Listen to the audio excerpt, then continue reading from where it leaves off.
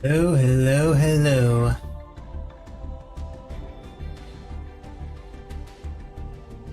It is Monday. Hope it was an okay Monday for you. Nothing too awful happened. For me, I was stuck doing some chores, so it's kind of meh. But those are done now, and it's time for more Duelist Cup. Tomorrow is going to be patch day. I am super excited about that. I'm trying not to think too much about it because I know the more I think about it, the longer it's going to take for it to get here because time's going to start to slow to a crawl as it usually does whenever you're anticipating something. Besides, I've got Duelist Cup to look forward to. I've got 2 more ranks to climb before I qualify for the second stage and before I get all of the almost all of the gems. I still have the missions to clear up. And there was a new one that was added. Yeah, a new one was added too, which is just Duel in Duelist Cup, which I still had to do this one down here, so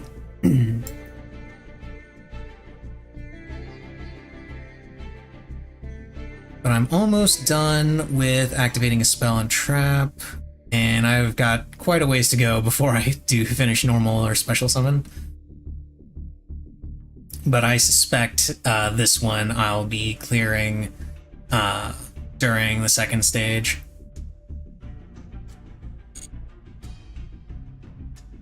Also depends on exactly how long it's going to take me to do this, because I could run into another epic losing streak and drop down to 17 again. I did that a couple of times during the last Duelist Cup. I kept bouncing between 18 and 17 and 18 just constantly. I think one time I made it up to 19 and was on my promotion match for 20 and then got knocked down, hit an epic lose streak, got knocked down all the way to 17 and had to climb back up. I did eventually make it to max, but stuff like that can be a little demoralizing, you know?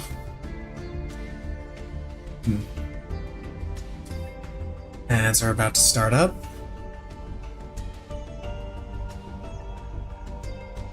We'll wait for those to clear and then get started. So yeah, today is going to be probably the last day for Duelist Cup for a while. For probably last day for a Master Duel for a while in general, because I'll be shifting my focus to Final Fantasy XIV and the new content on this patch. This patch is significantly more important than the previous one, because the previous one was just the 24-man and the in-between tier patch. The between tier patch. This one is a new tier, so there's more stuff to do.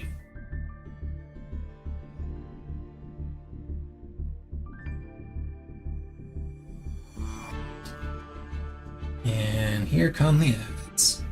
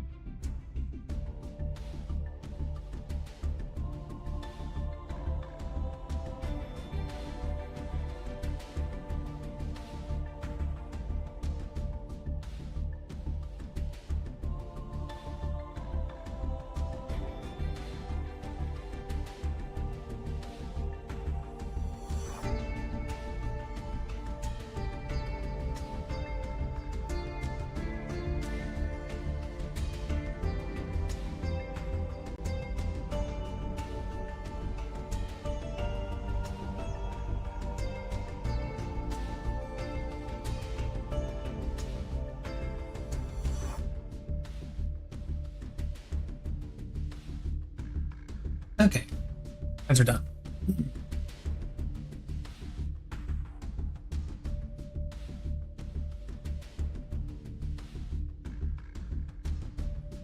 Okay, let's get started and see how well this goes.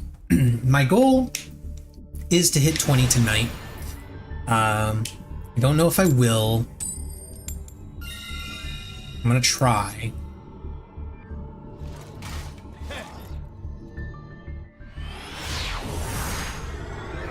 If I hit 20 early enough, then I'll just switch back to normal ranked, probably. Okay.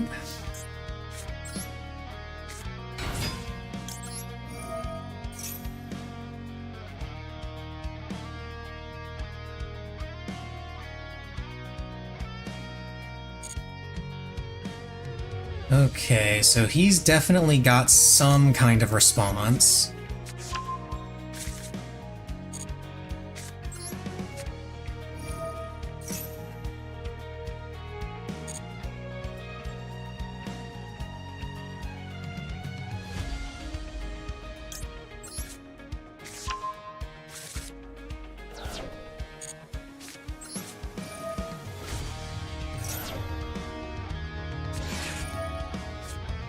Fool us. Okay. He was waiting for me to commit to the fusion before doing it.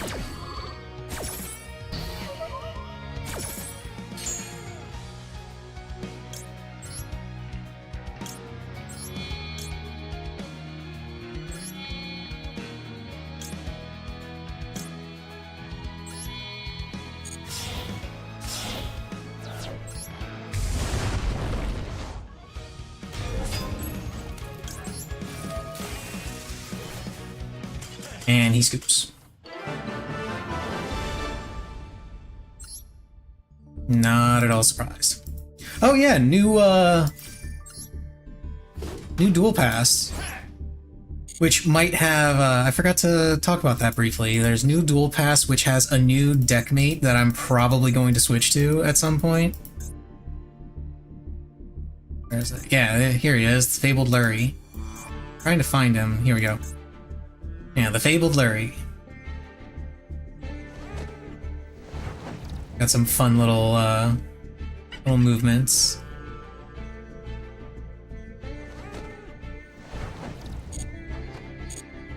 Yeah, I might switch over to Fabled Lurie from from Fiendsmith Engraver. I don't know, we'll see.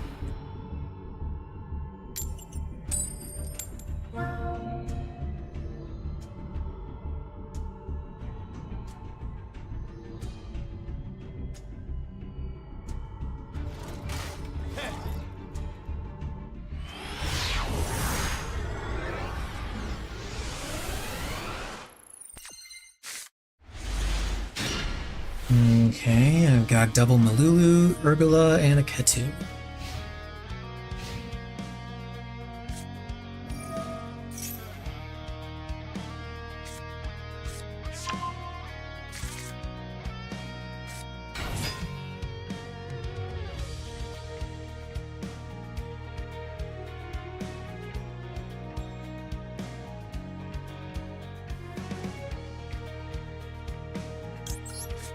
Let's go ahead and try to stop him with this. I don't know that this will stop it. I don't know too much about Invoke decks.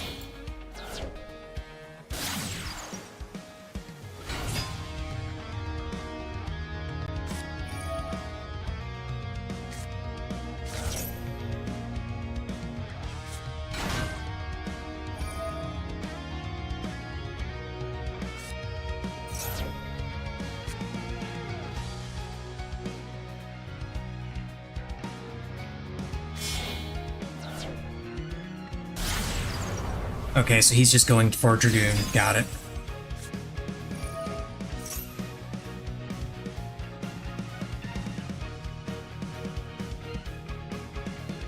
Yeah, he's just doing Dragoon Turbo.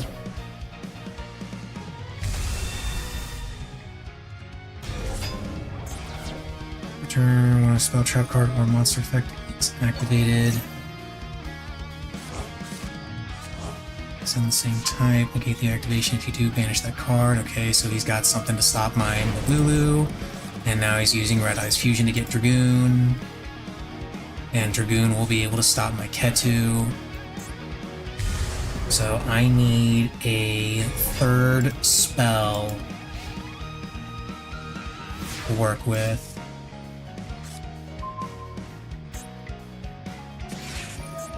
Max C. I genuinely do not care about your Max C, dude.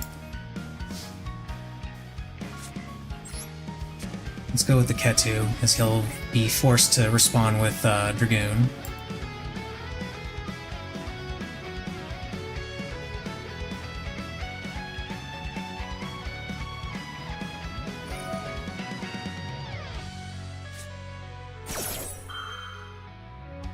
And then let's do Femina, which is going to force him to use this.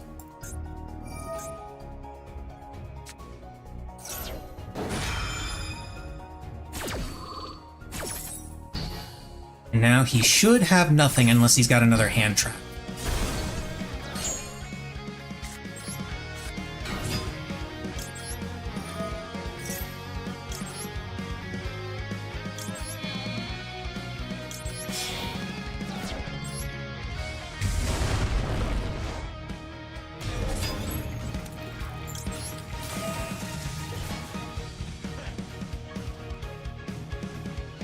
Okay, let's send... This effect has already been used. And plus I have Urgula in the grave, so let's get rid of that. And I'll add this, I suppose.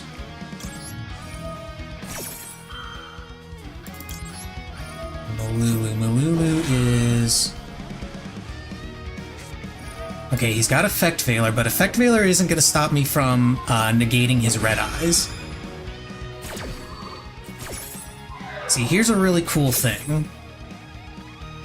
I can set the Rahu.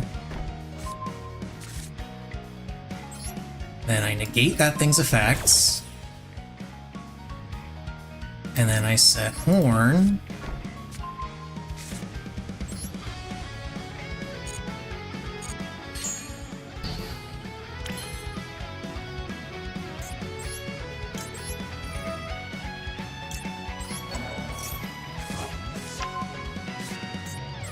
I use Rahu, summon Gulamel, use this, and use this.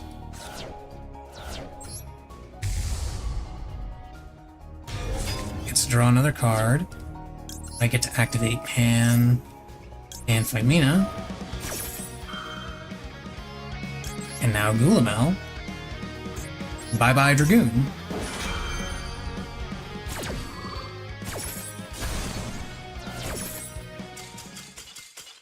That's it.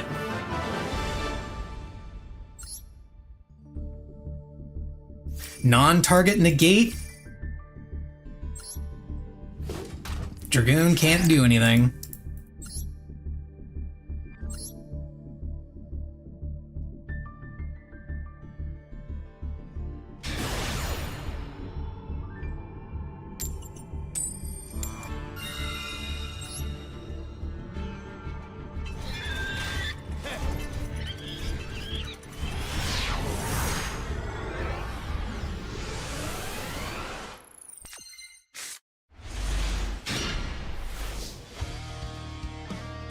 Oh boy.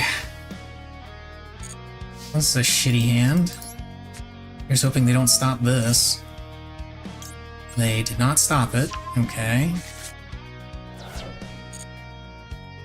But they do have a droll. They have a droll. Son of a bitch.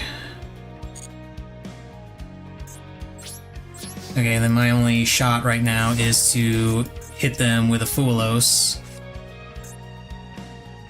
And they turn skip. Did they seriously top deck an Ash? No, they had a called by. Okay. Means I am probably screwed.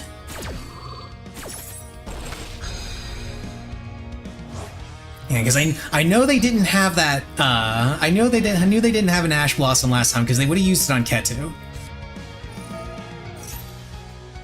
Foolish. Okay, this will tell me what they're playing.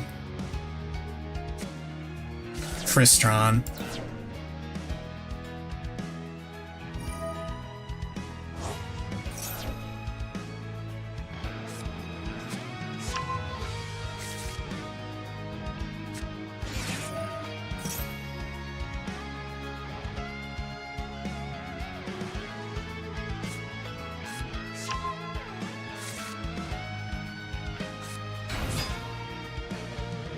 Yeah, I'm screwed. My only hope was that they didn't have any kind of extension and that I could just negate one monster and I'd be good. But they were able to search for the extension they needed. So even if they had the rest of their hand was entirely bricks, the fact that they had the Tristaros and were able to search the Sulfador, like, I was screwed. There was no way, I had nothing else in hand.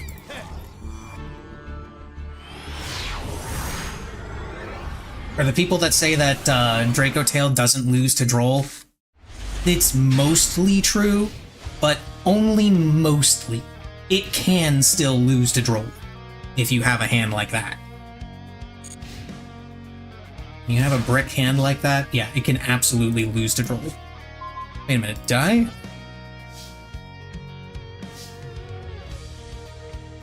Oh, he turn skipped. Shit. Alright.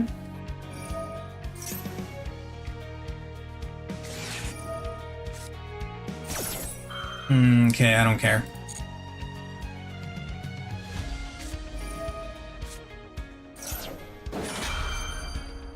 Now I sort of care.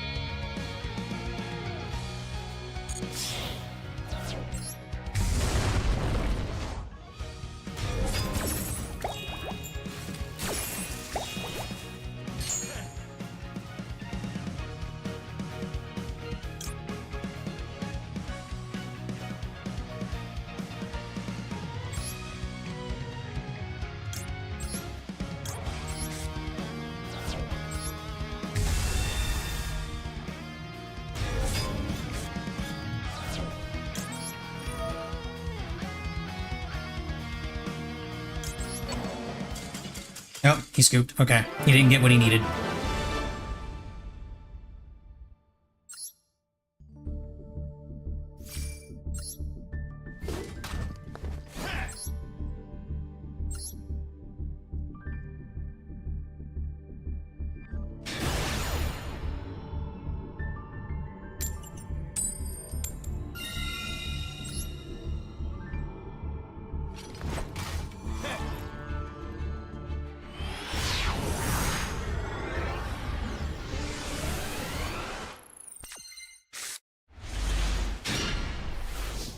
Okay.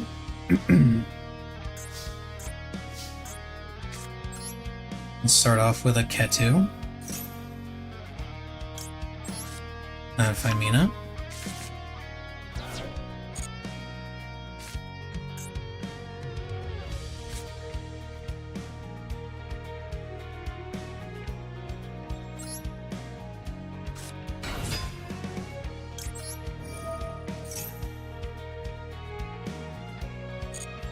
Okay, so he does have some kind of response.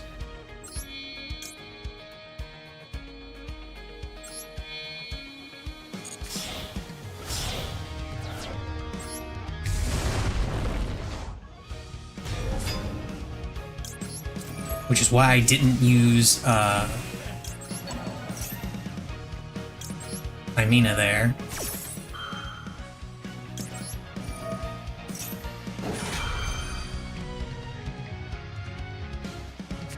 Okay, it's an effect veiler.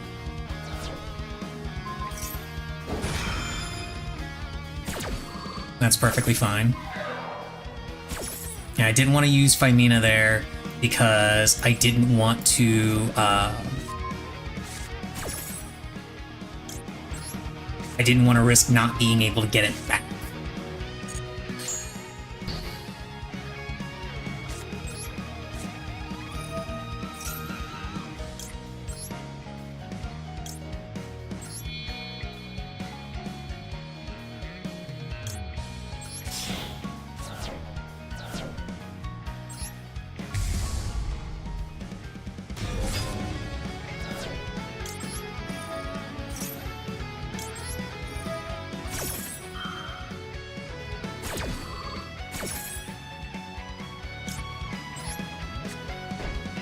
Turn. You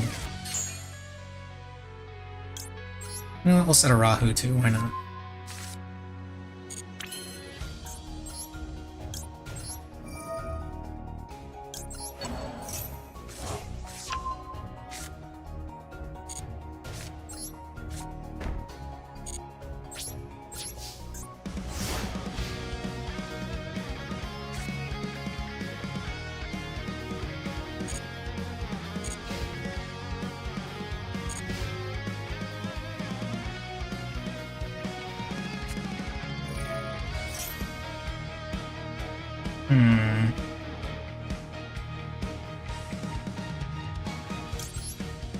I will have to flame this.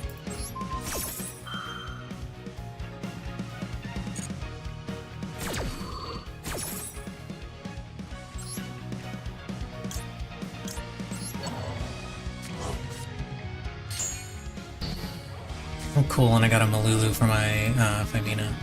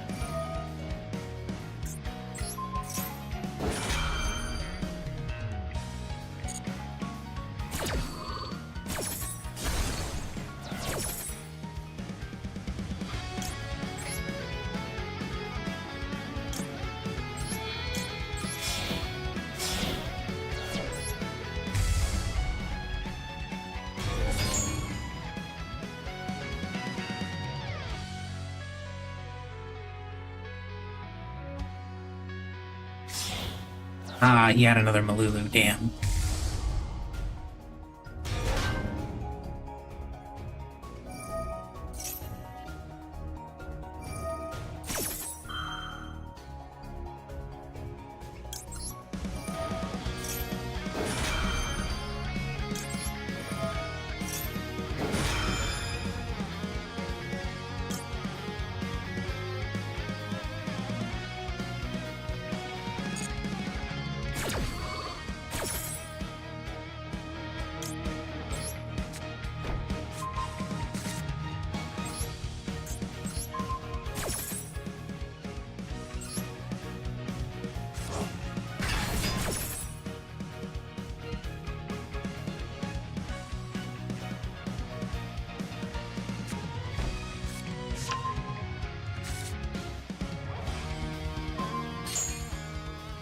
Why are you negating this? I already used its effect.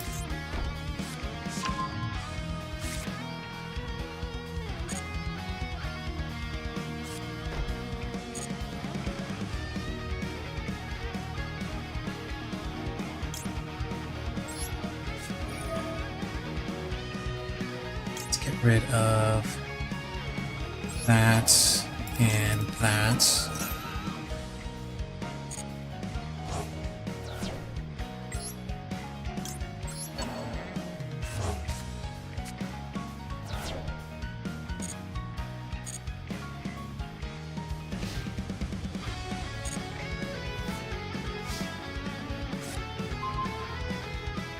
Oh, good.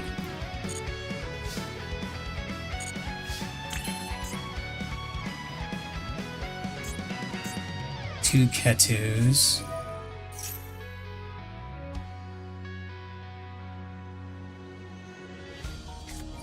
Okay, there's his flame. I can stop it, but I don't want to. What I want to stop is his horn.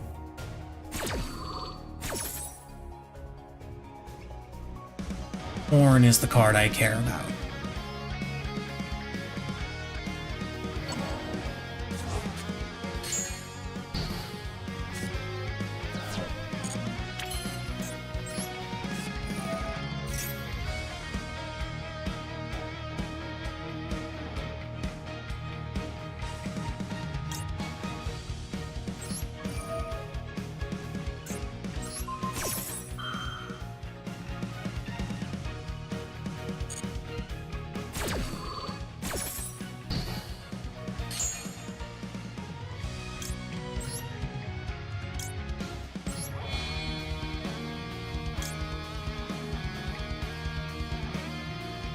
And Dlvl.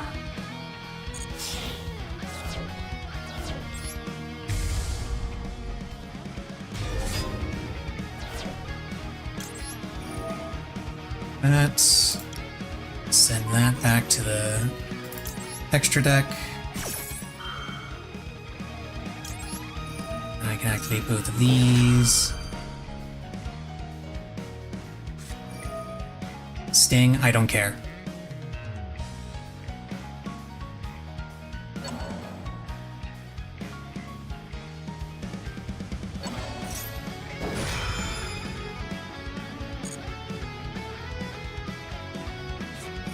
And this is where I care.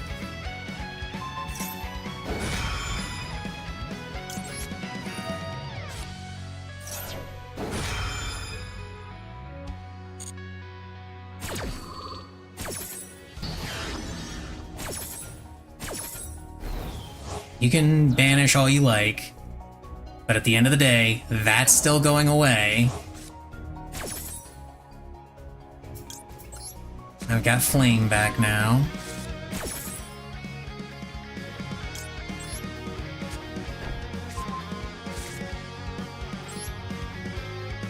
And I'll go ahead and pop a card, why not?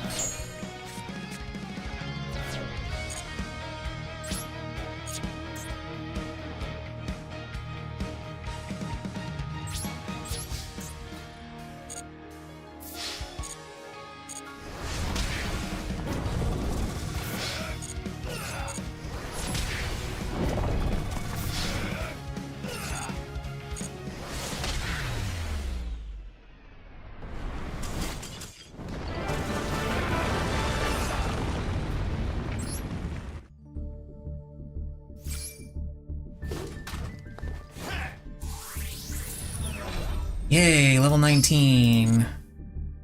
Kinda feel a little sick that I did it with Floodgate.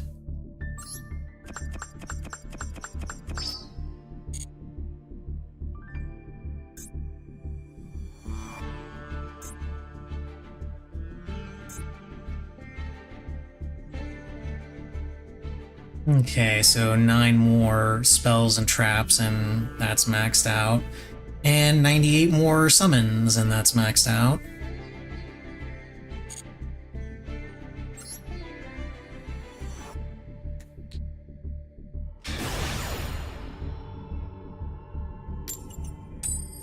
Now, is this somebody playing a Sky Striker pet deck? It probably is.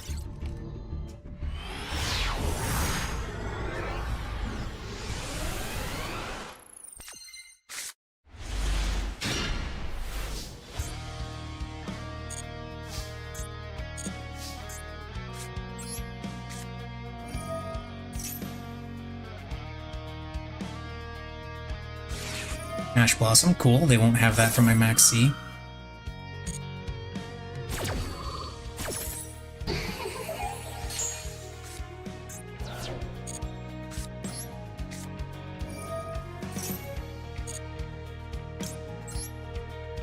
And they scoop.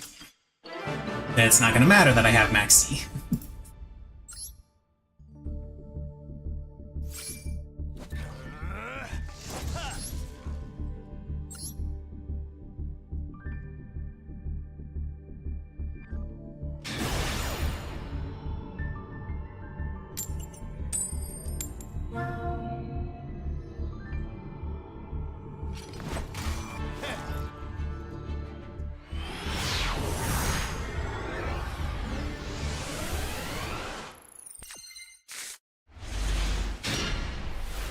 Okay, this is a solid hand for going second.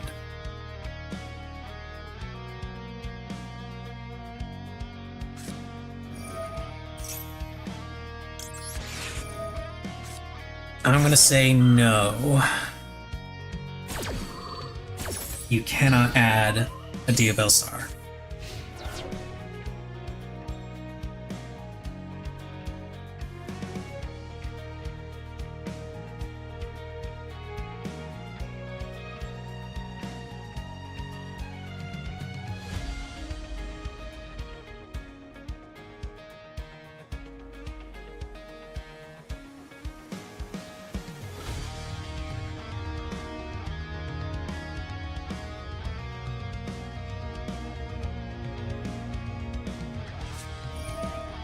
Okay, so it's White Forest.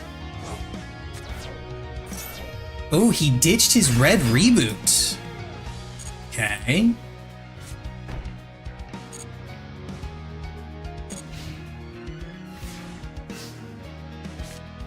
I'm guessing that means he's got another one, or he doesn't care?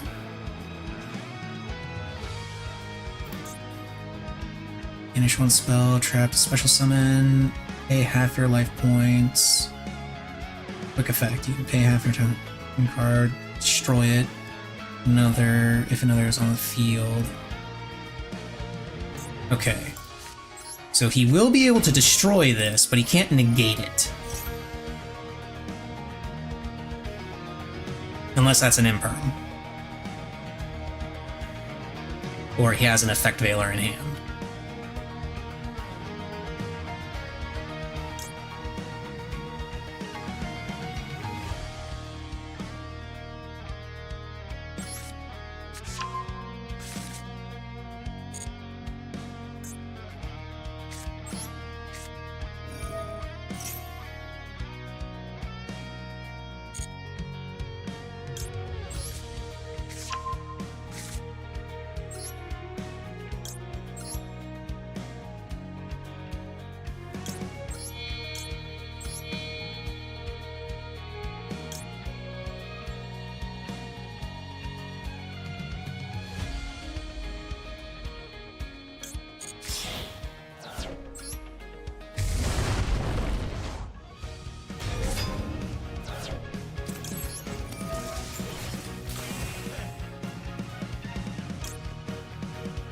Bring back my Ash Blossom, and we'll send away his Dlvl Star.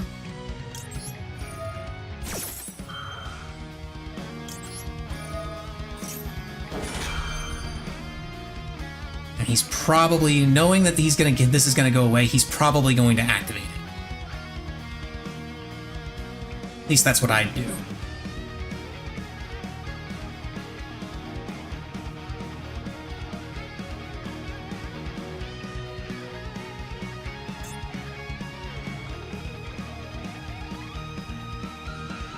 Thing is, if he does activate it, it just makes it easier for me because it doesn't negate my effect. It halves his life points, and I've still got plenty of fusion plays coming.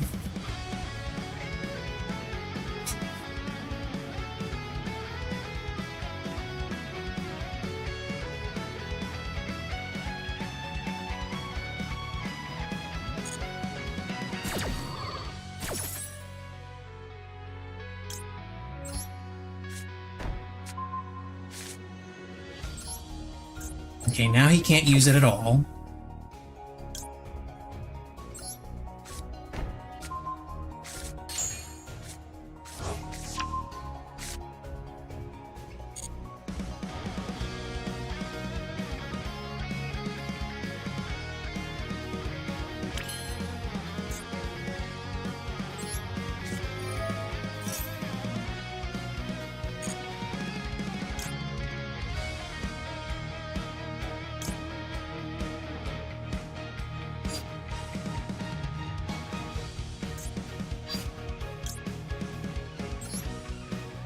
Dlvl, use Femina, and Pergola.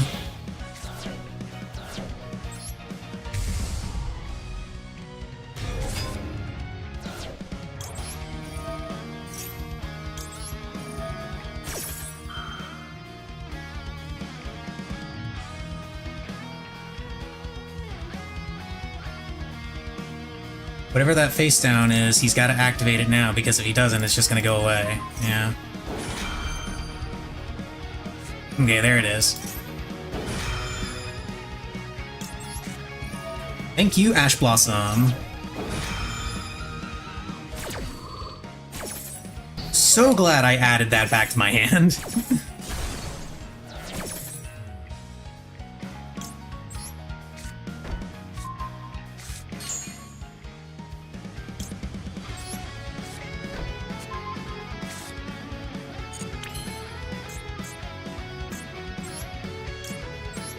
Then I activate Urgula, bring back Thymina, and since I haven't used it yet, I can go ahead and use it now. And that gets me another Arthalion using this and this. And you know what? I'll send that too. Why not?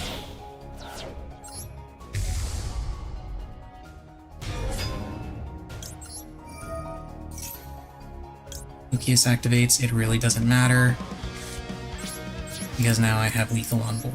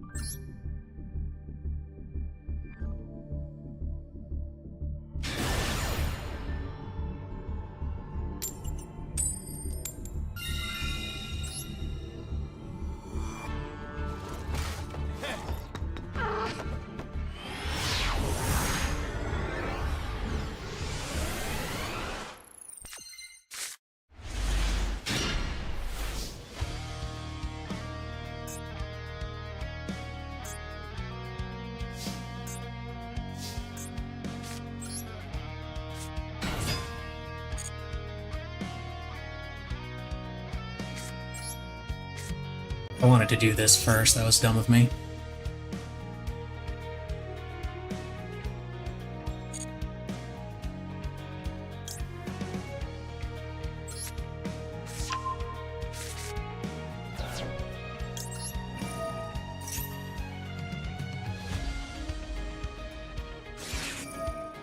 Okay, it's a Fulos. No big deal.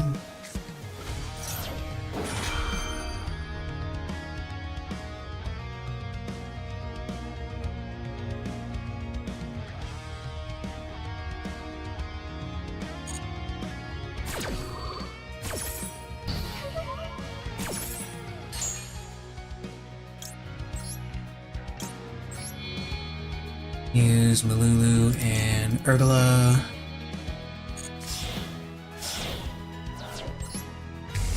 I get the feeling he's got a, he's got an, I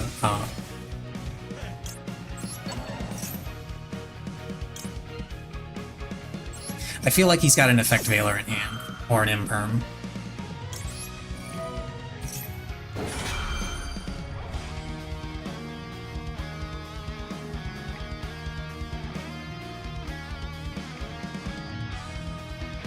That, or it is Draco Tail and it's a Thymina.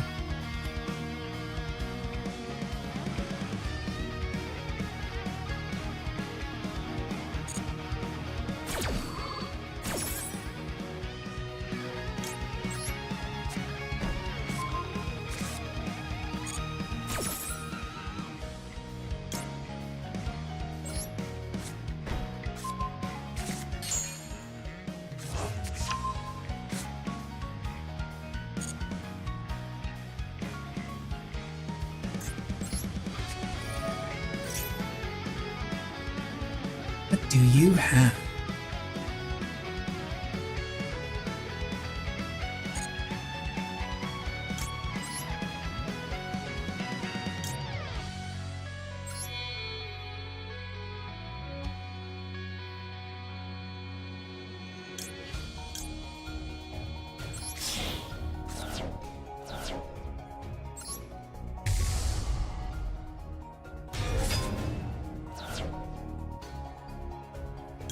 It could also be a Ghost Bell.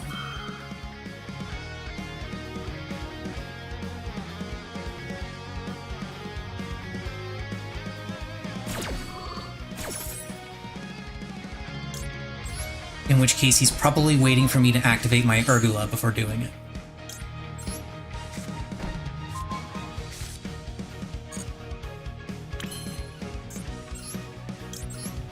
Let's see.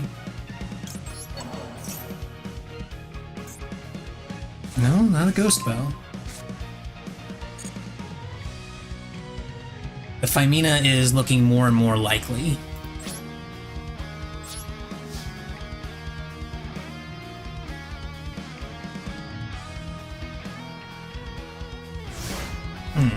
They didn't use it in the end phase.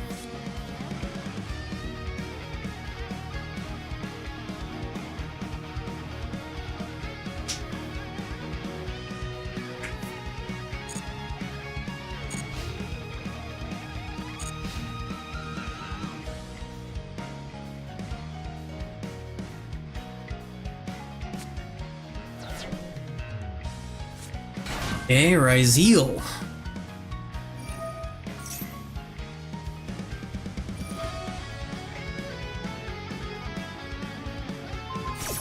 He's going to be negating my Gulamel. Not really shocking.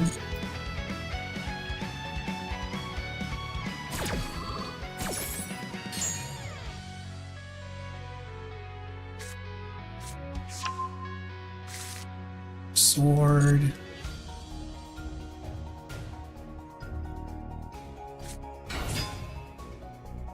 He's baiting Horn.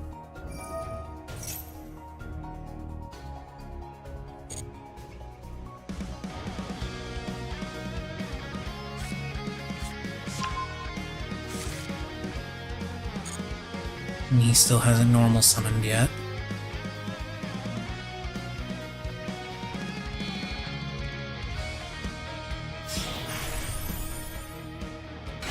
Exciton Knight. Okay.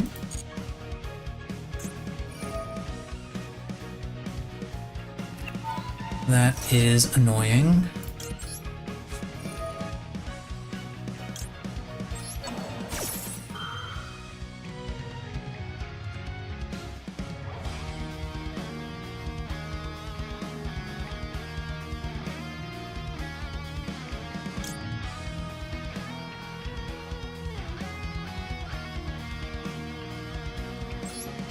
Also want to do this.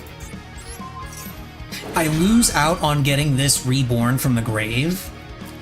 However, I gain the ability to draw more from my deck.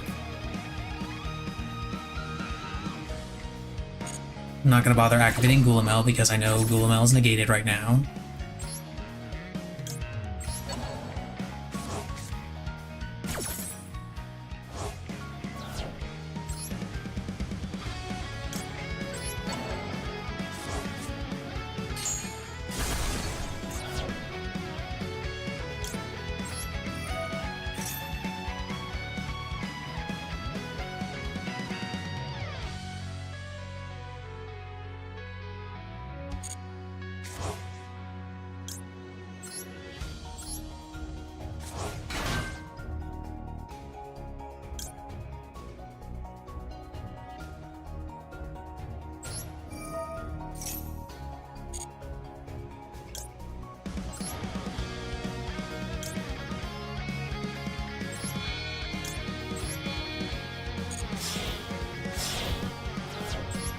And guess who's back? Back again.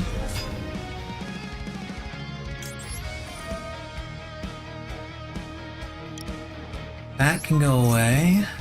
And then I can also activate this. Then I can activate this.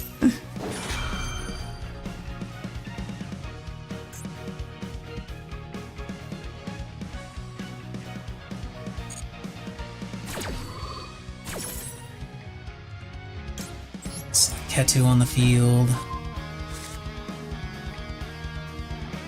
I'm not gonna bother negating. That Exciton Knight sure did a lot for you, didn't it?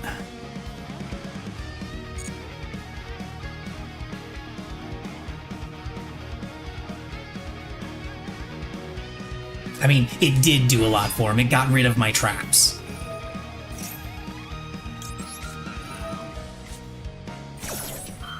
But now I'm fairly confident he doesn't have any extension beyond this Ice Ray Zeal. If he does, I will be incredibly surprised.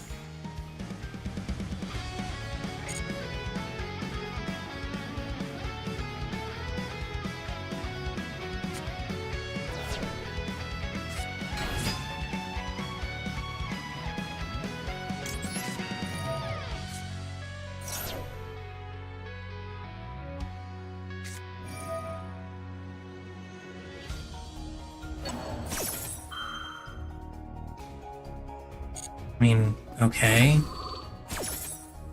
That doesn't stop my thing. It doesn't stop what I was planning.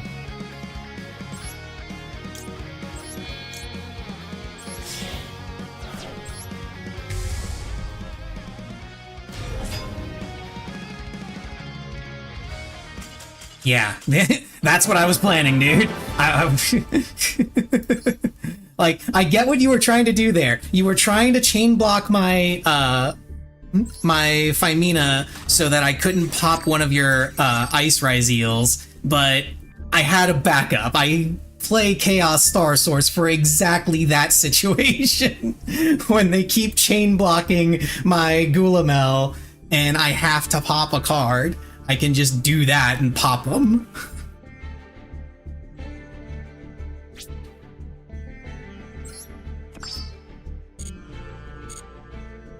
The funny thing is, Chaos Star Source actually was not intended to be in this deck.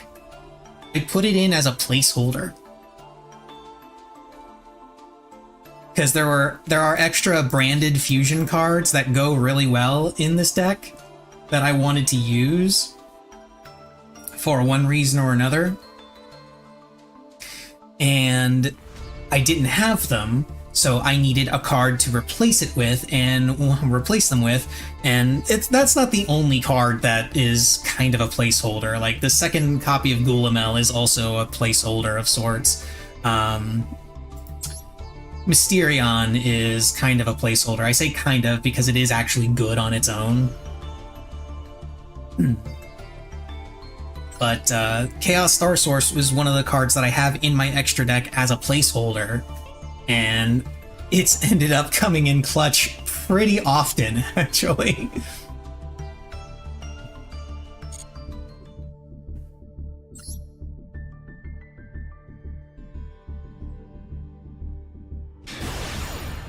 Hey, win to level up, let's see. Will I win this? Will I make it to Duel level 20?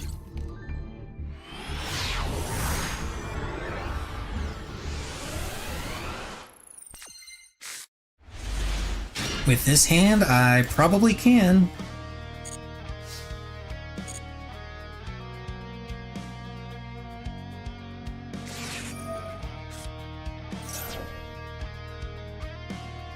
Fua.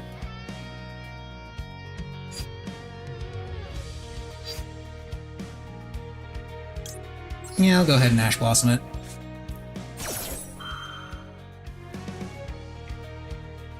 Okay, he's got a Max C to follow up. Okay. I was worried that he might have a Max C follow-up, but honestly, I don't care about Max C in this deck because they only get 2 cards off of me if I go full combo.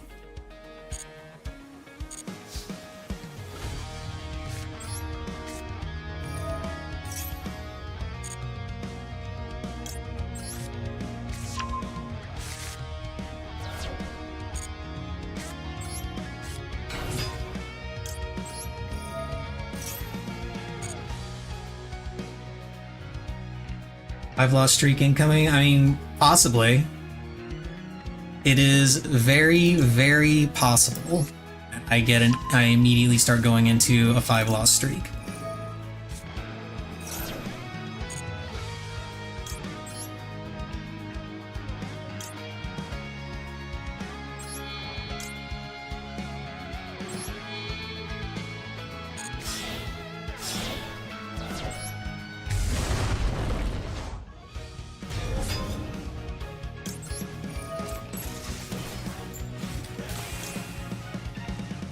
Let's grab my Ash Blossom.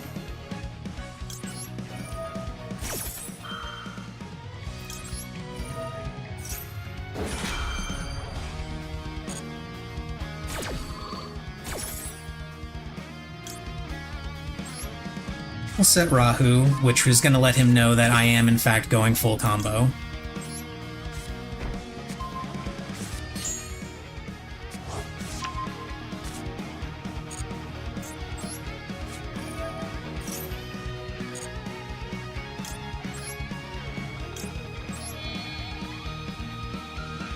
And Urgula.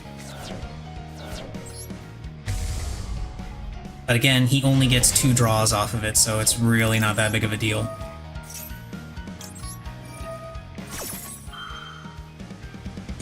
Especially since he apparently didn't draw into any interruption.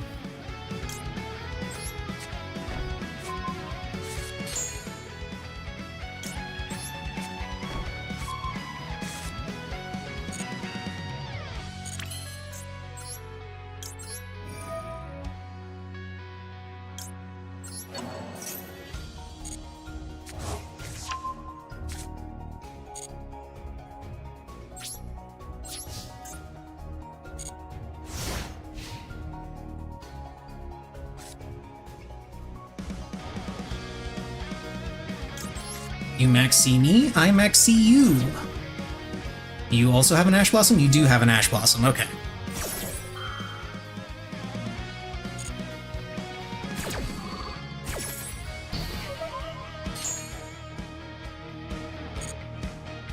So what are you playing?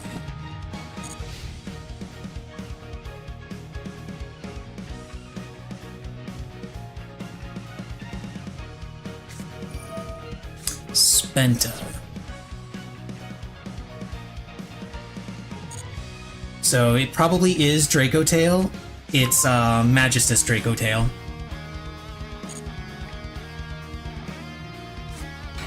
Yep.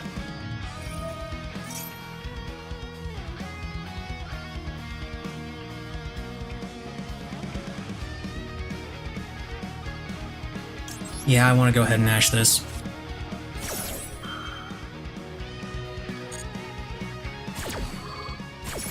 Because if he doesn't have Phymena in hand, which I know I'm almost certain he doesn't have Phymena in hand, then he's not going to have a way to extend past that except by using either Ketu or Rahu.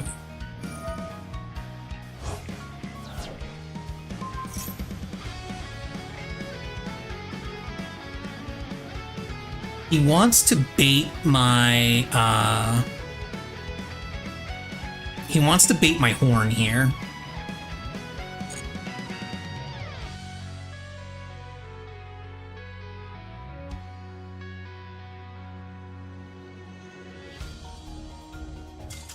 And I just said I didn't fall for it, he scoops.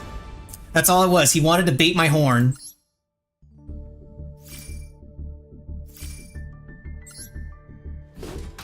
Sorry, dude, I actually do know that is actually a deck that I know reasonably well.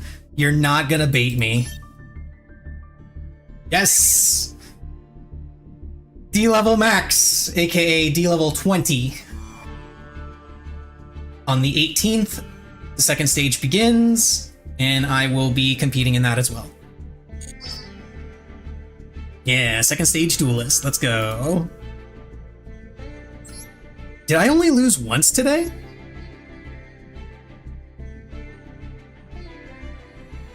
Yeah. One loss.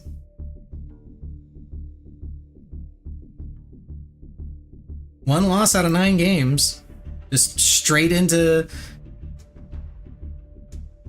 level 20.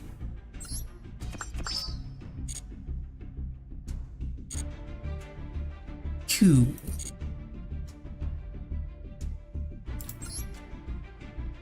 Do these for the duel pass. Oh hey, Osmo, check it out. This is the new deck mate that's being offered for the gold pass.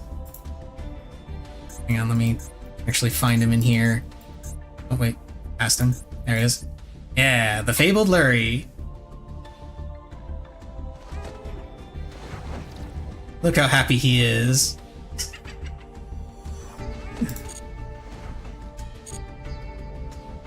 Saw it before? Okay, I wasn't sure. But now we go into regular ranked until I feel like stopping. Not playing Draco Tail in this. Playing Mitsurugi. And I switched back to pure Mitsu. So no more Fiendsmith plays.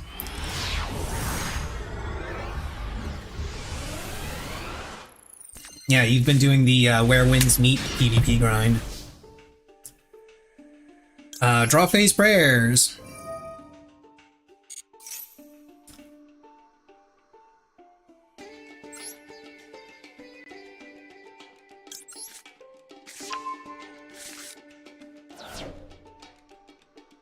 If he's got a droll, I'm screwed. Okay, no droll apparently. Does he have an Ash Blossom though? He has a Max C, I don't care.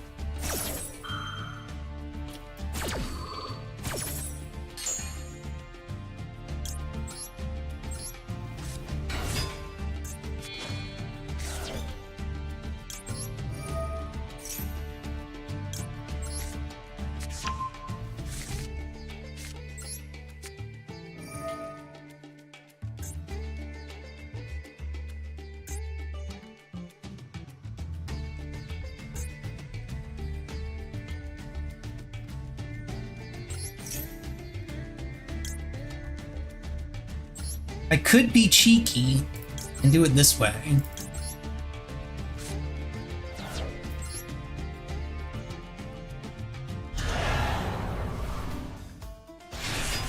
Just go straight into the Murakumo.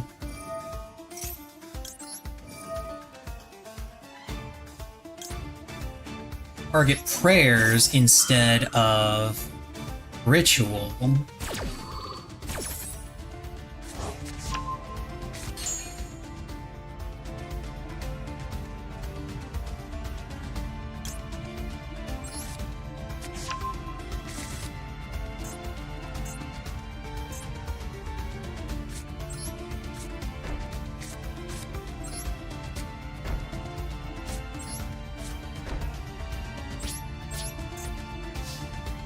I probably should have kept one of those in my hand, but I don't want to activate it from my hand if I can avoid it, because Nibiru, it turns off Nibiru.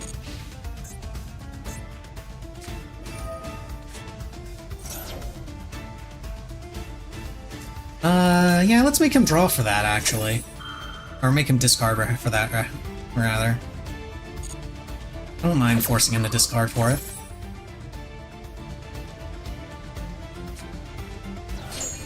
Oh, he had another Max C. Okay.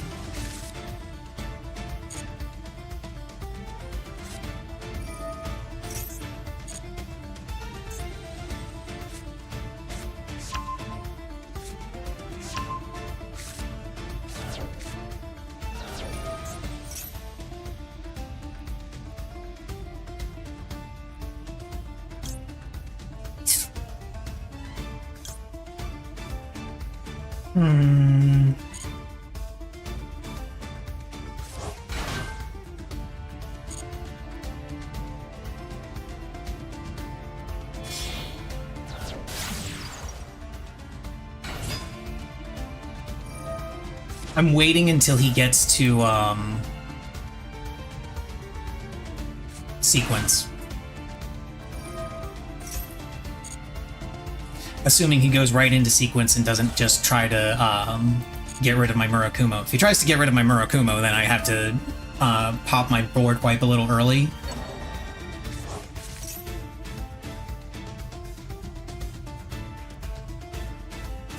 I'd be a real dick and just activate this now, though. Now that I think about it. Just use Impulse on that.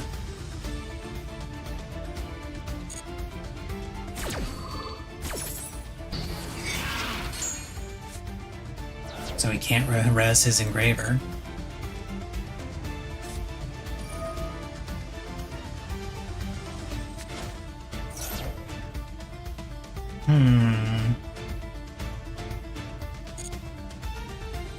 So it's Fiendsmith Mitsu versus Pure Mitsu.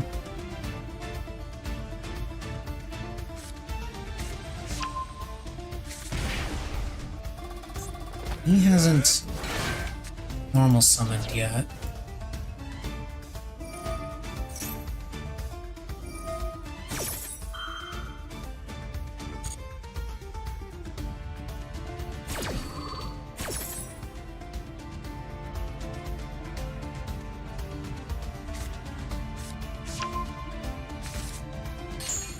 Grabbed mirror.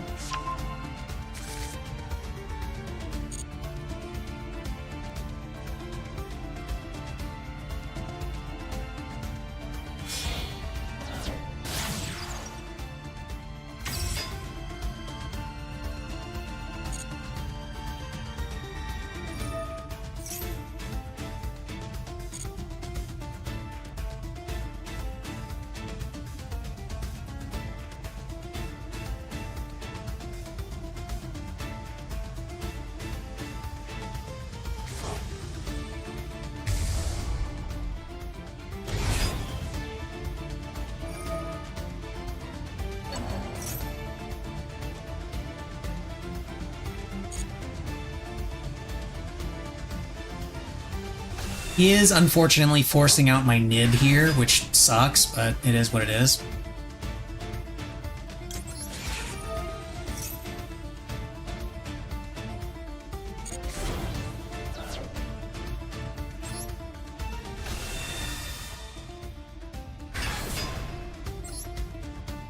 But at the very least, he doesn't get the benefit of me nib tributing off his shit. Well, fuck. Now I have to burn my other...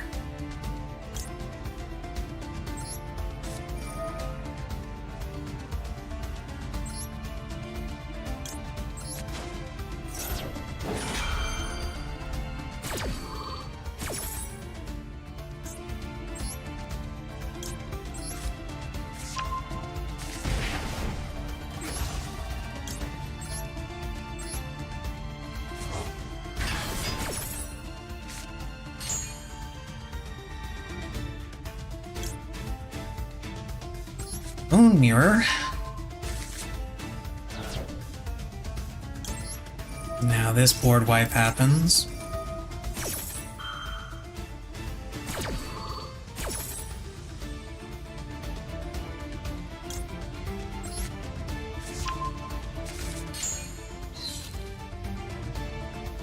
Now the shitty thing about this is he can now do this because he's got Habakiri. So he can get Saji, which will get him his Mitsurugi ritual. And now I have to choose between... I have to essentially choose which thing I want to negate. And unfortunately, he's got two ways of getting to Murakumo. He's got the... ritual that he's adding back into hand, and he's got the mirror that is already in his hand.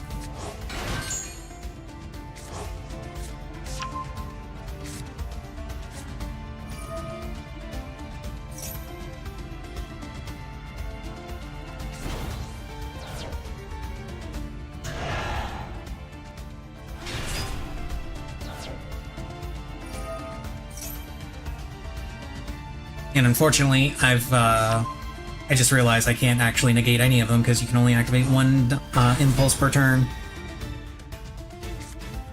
Impulse is once per turn, so he's going to get his board wipe. It's not lethal. It's not... Well, wait. Actually, no. It is lethal, isn't it? No, because he still has to...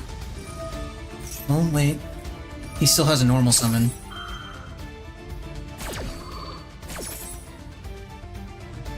That's 5, 6, 7... No, it is lethal. It is lethal. Because Murakumo's gonna kill all my shit. Yeah. GG, dude.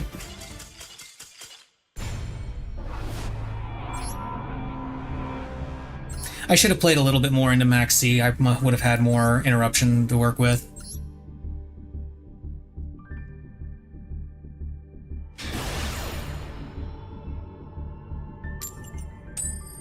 But that is exactly why a lot of people play Fiendsmith with Mitsurugi, or play Fiendsmith with anything they possibly can, to be honest, as Fiendsmith eats through hand traps like nothing else. It is insane. And I've got a whole lot of nothing.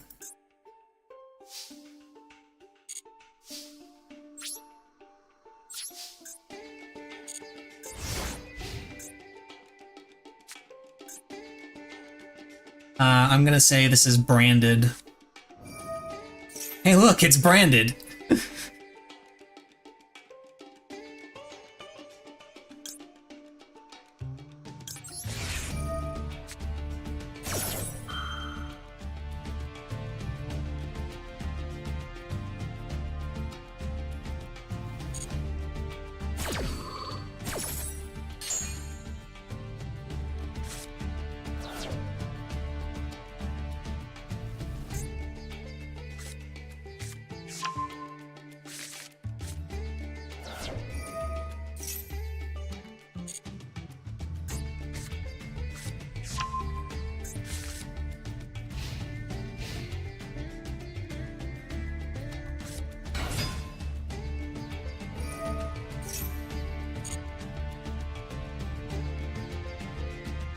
Yeah, go for it, dude. He likely knows that I've got an Ash Blossom in hand, so he's gonna do everything he possibly can, except, whoa, okay, he's just gonna rip it right there. Alright. I'll go ahead and Ash Blossom it. I thought for sure he was going to run through all of his possible options without using Branded Fusion, but...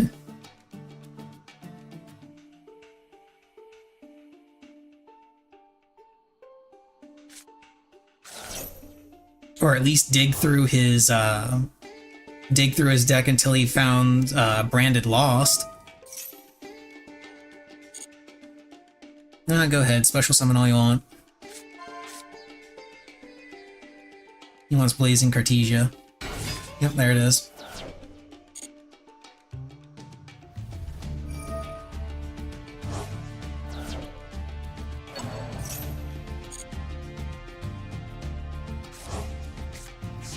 Now he's got Branded Fusion in his hand for next turn, and now he's gonna pass. Oh no, he's gonna go into battle phase first. I forgot, it's turn 2. Got messaged after a PvP win, huge mad. Wow. People do that?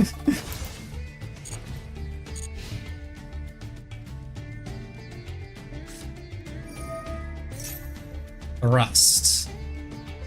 Okay. What are you throwing on the field? I'm assuming like something like Branded, no, Branded Retribution. Oh, could still be Branded Retribution. Draco Tail Flame. Okay, so it is Draco Tail. It is branded Draco Tail. It's just the 60 card pile version of it.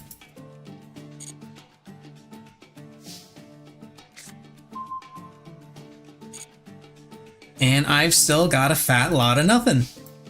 Yeah, I'm bricked. Only happening in lower ranked at first. This is the first one I've had in almost 500 elo. Wow.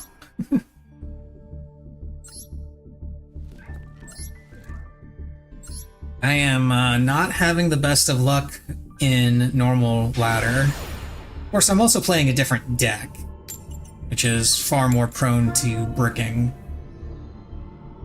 and far more vulnerable to things like Droll, although I haven't run into Droll yet.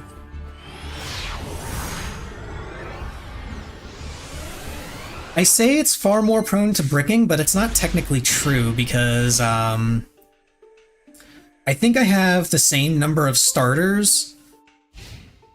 No, I think I have like 15 starters in this deck. My Draco Tail deck has slightly more. I think it's got 17 starters in it. Oh, hello. Been a while since I've seen this.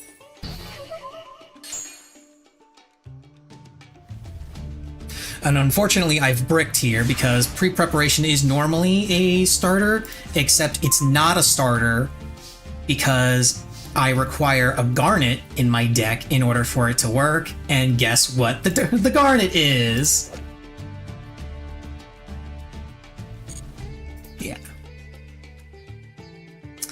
I'm just having the time of my life here.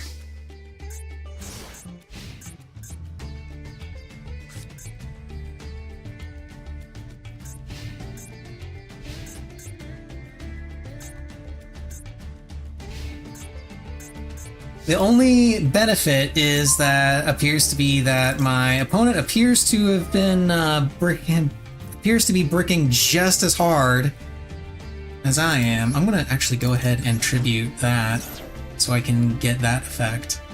So even if prayers get stopped, I can still add.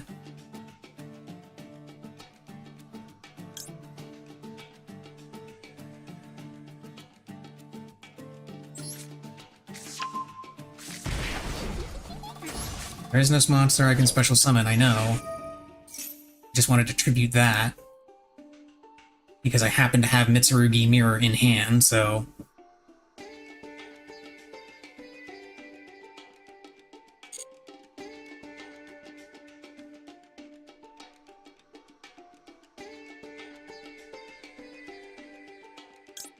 Let's add Ritual.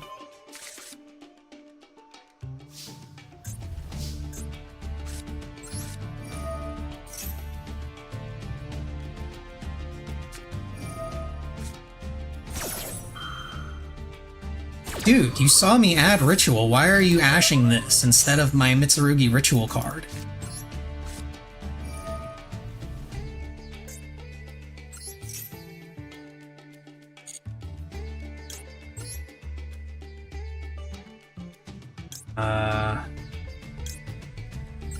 That and that. And I think he may have just rage quit on me.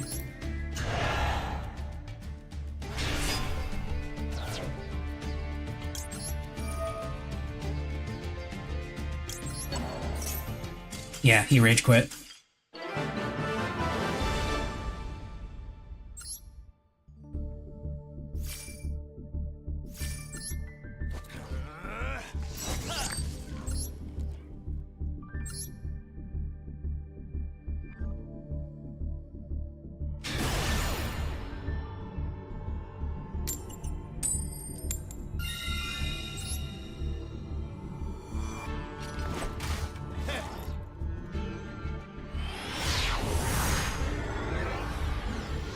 You're hearing Windows USB sounds, that's me. I had to unplug my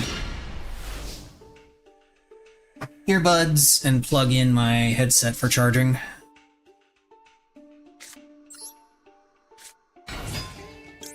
Here's a play you don't see very often. Normal summon Aramasa for the Habakiri.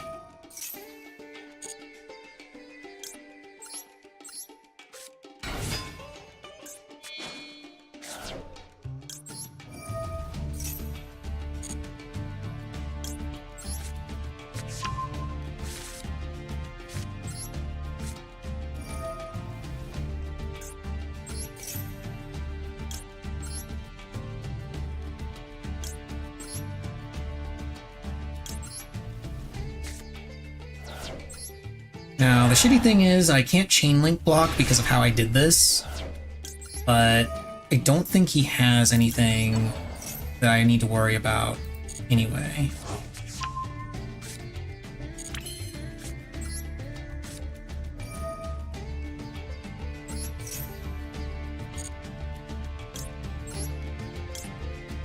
Check that dude.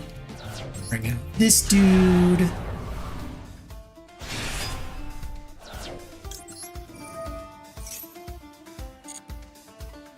That's... I've already got...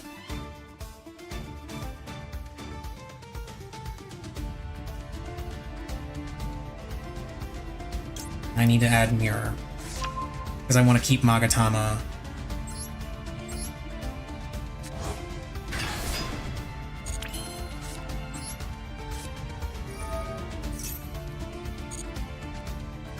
Special summon this, tribute this.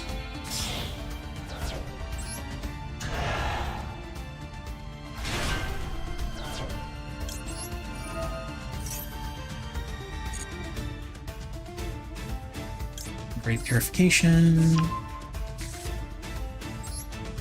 Special summon.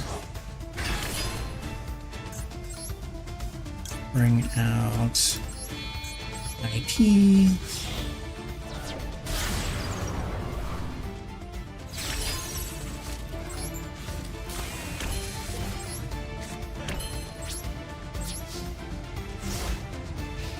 Now, the good news about this is I don't have to worry about them special summoning something first before doing my IP SP play. Because I have the extra Aramasa on field. Ultimate Slayer. That is annoying.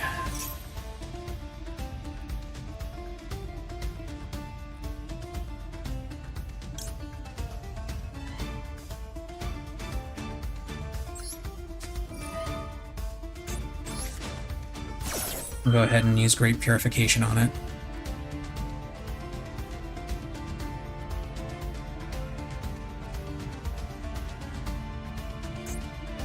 What could he possibly have to respond to this? The only thing that comes to mind is Red Reboot.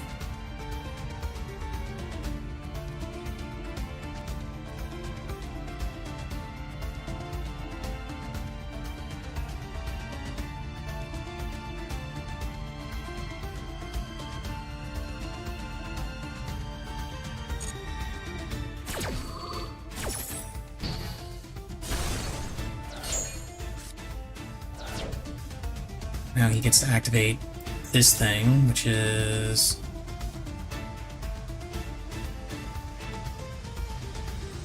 Oh, he gets to send a beast. Okay, so he's gonna send, he's gonna use this thing's effect to send, Arura.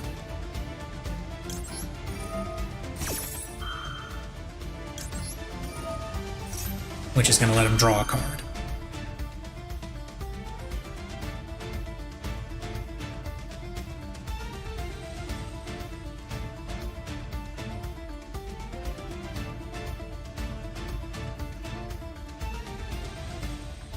Not sure if he used that Ultimate Slayer because he's hyper concerned about my Masquerena, or if he did it just because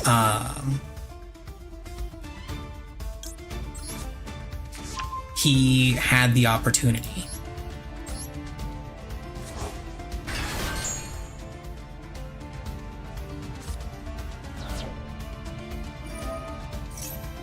Now go ahead, draw your card.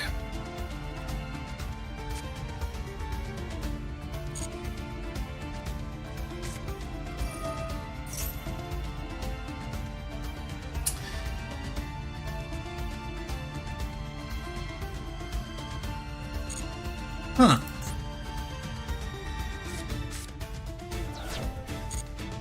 There's a card I don't think I've ever seen.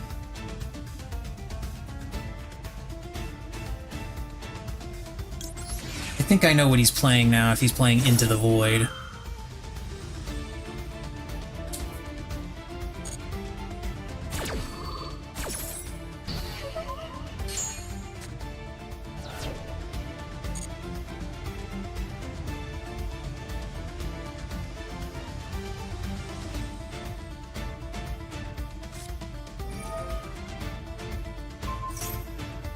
Yeah, I thought so. Sky Striker Tenpai. He really wants to force out this Masquerena.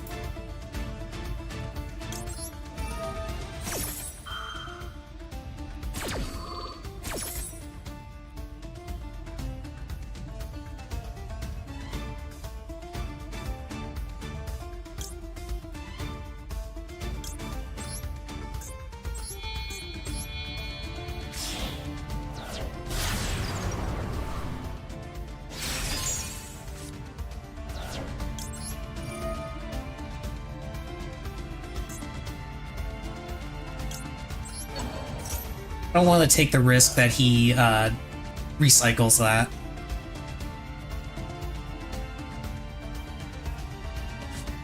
Yep, Tempai, there it is.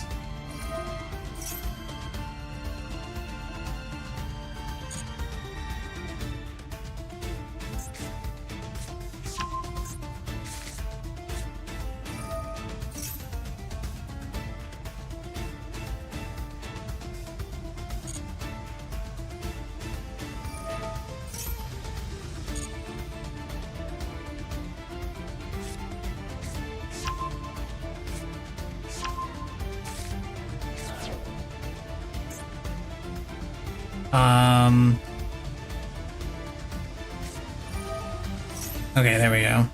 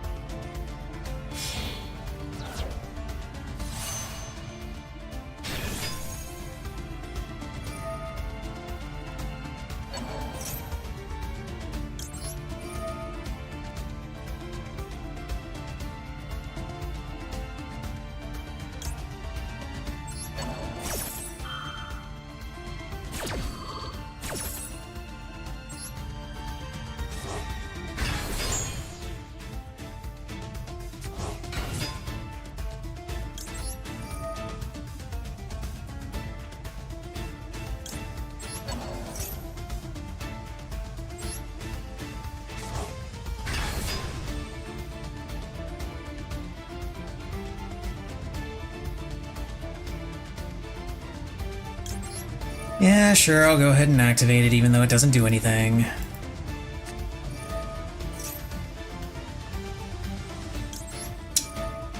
So yeah, that's gonna not get summoned.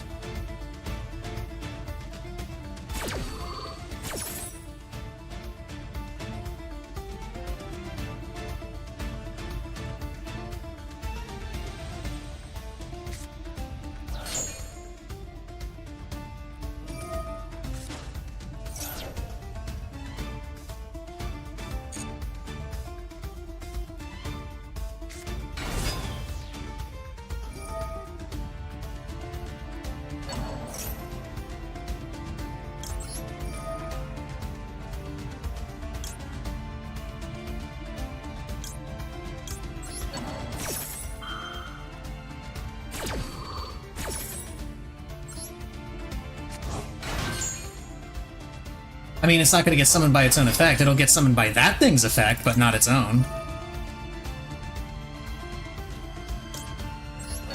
Yeah, I'll add this back to my hand. Why not?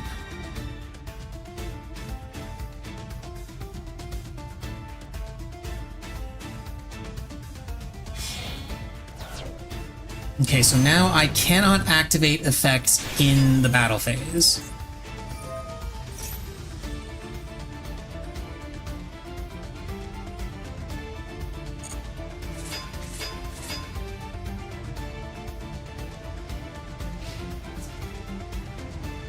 Because that's what Transcendent Dragion does.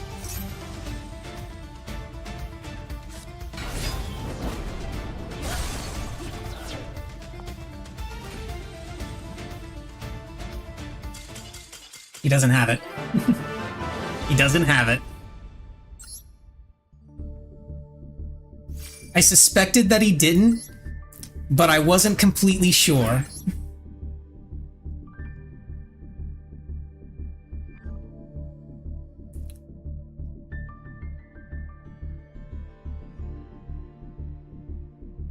Actually, I think he would have had it if he had actually bothered to think, but then he's a Tenpai player, so what exactly do you expect? Nah, what he could have done there, if I'm remembering everything correctly, okay, he had 3 dragons on field, including his Transcendent Dragon. Okay? All he would have had to do, if I'm thinking about this correctly, he would have had to attack with all three, which would then trigger Bident Dragon in the grave to reborn itself. Then he attacks with that.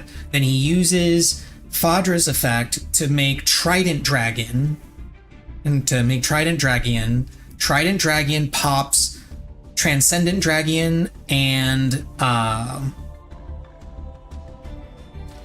Sangen Summoning. Those both trigger in the graveyard. Transcendent Dragon comes back, pops one of my remaining monsters. Sangen Summoning doubles the attack of his Trident Dragon. Trident Dragon is able to attack 3 times. Transcendent Dragon is allowed to attack again. Yeah, he would have had lethal there. He would have absolutely had lethal if he had bothered to think about it. Because the only thing that was really hindering him was my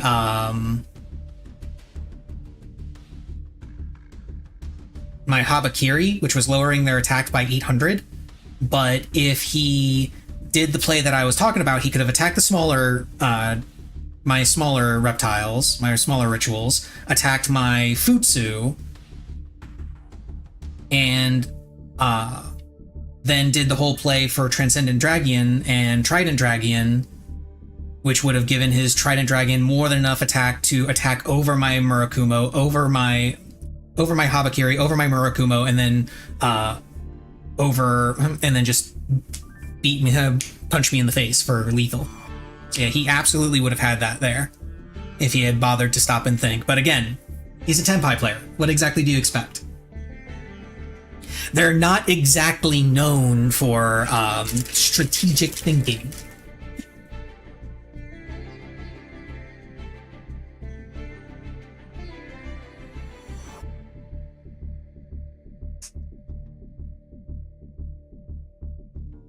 Okay, BRB. Gotta go pee.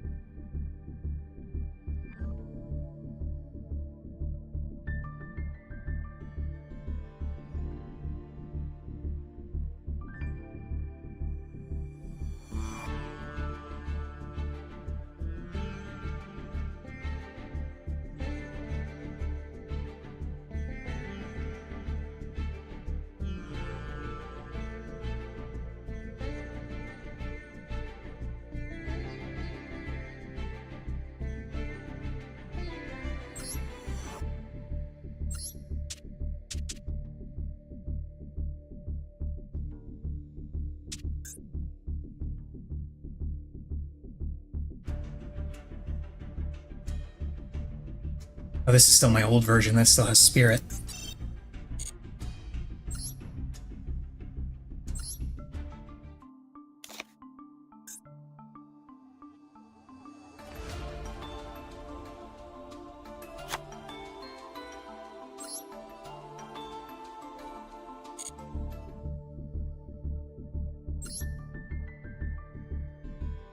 swap over to Draco Tail for a bit.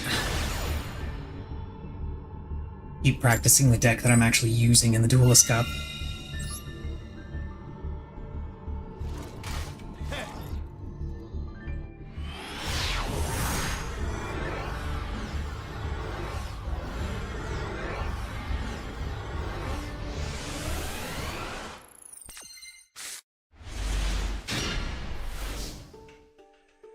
And I brick.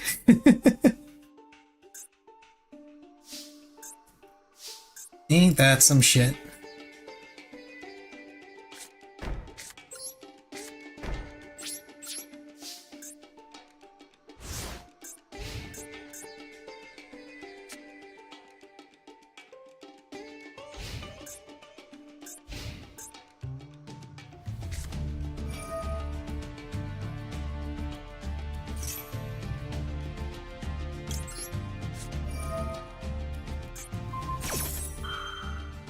Gem Knights again.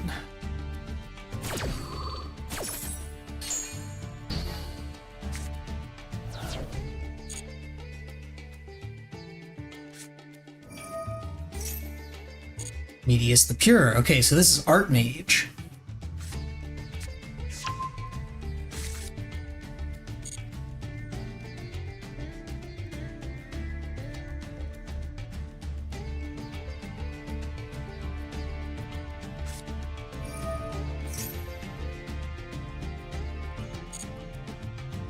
Ah, great. And he's doing the thing. Yeah, this lets him play through interruptions.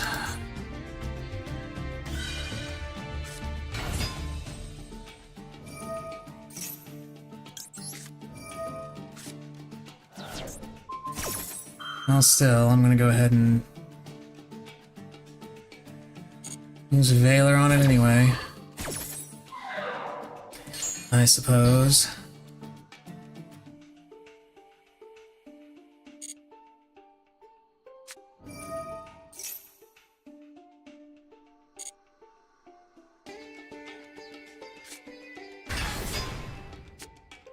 I haven't come up against Archmage all that much, so not terribly familiar with the deck.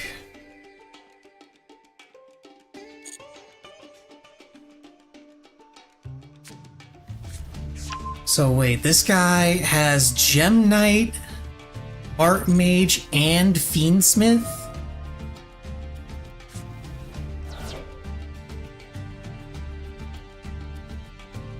He's playing fucking Decade's deck. That's what it is. That's what it is. He's playing Decade's deck. Decade featured this deck on his, this exact list. Wait, Archmage Laterra. Okay, maybe he's not playing Decade's deck. In which case, this is probably a little bit more effective than I initially thought it was going to be. Go ahead and get rid of both of those. Let's see if I can draw into something. I can return Flame to the deck.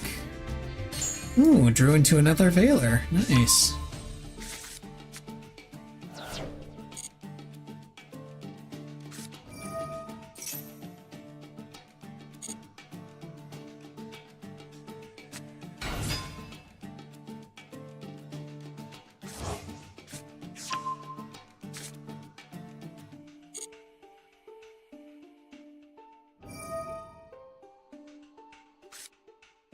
Wait, that's not once per turn?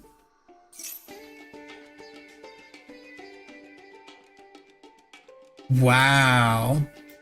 That's not once per turn. Oh, okay. It's once per turn. It's once per monster. It's once per named monster. That's what it is.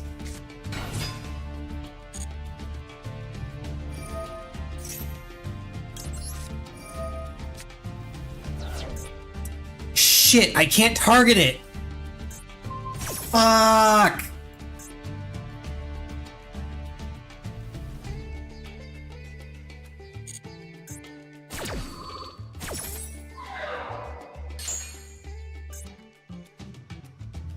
Yeah, because this thing protects it. Fuck.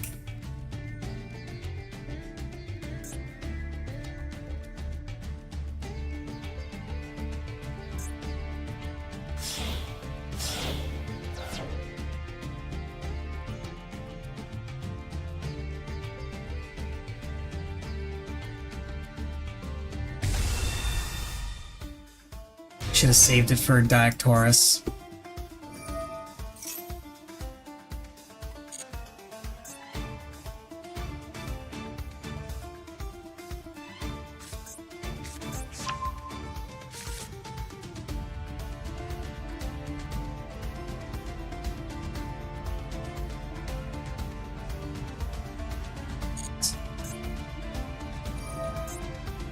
Doesn't have lethal yet, but he's gonna. Archmage Graflair. Yeah.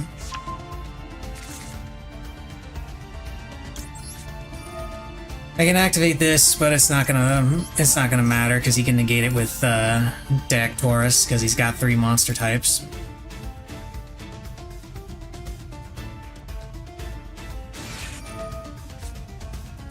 Oh, he wants to max see me? Okay.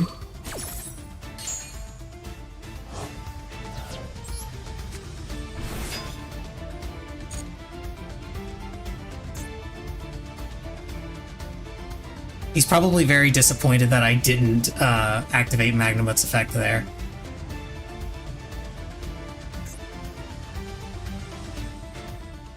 Which, granted, this is a gigantic gamble, because I have to effectively guess that I'm going to get something useful off the top of my deck instead of being able to get something off the top of my deck just from Magnamut's end phase effect. But if I activate Magnamut's effect, then that's going to trigger Diactorus.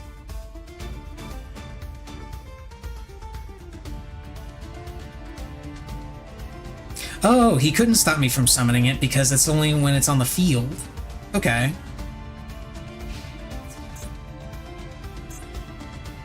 I'm surprised he didn't do this part, though. Target 1 monster on the field, change the battle position. That way he could just swing over it with his Graflair and get more damage in.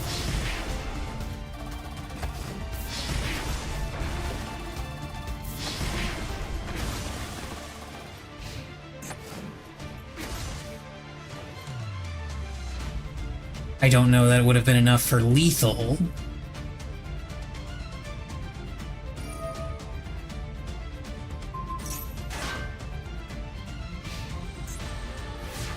Okay, so the set card he has is a quick play, and yeah, I continue to brick, yeah. Yeah, I bricked hard. I bricked hard, and I didn't realize that one of the Archmage's effects was protecting the other Archmage that I actually wanted to negate.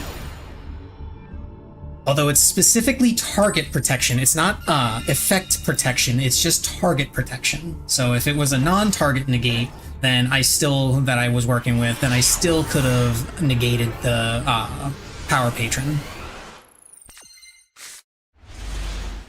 Okay, this is a much better hand.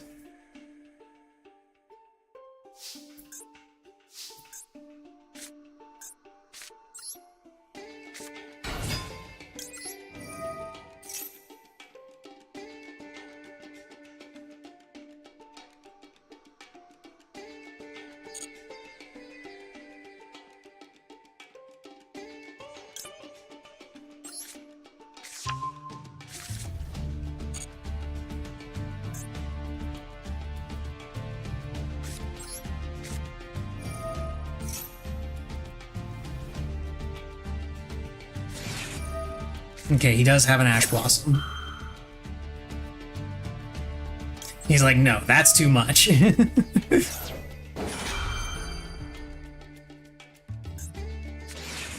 Maxi, I don't care, dude.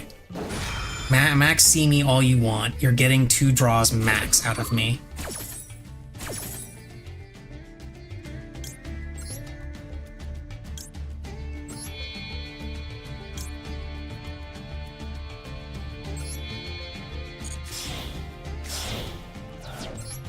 And that's assuming I don't choose to just use Flame and just set Flame and shit here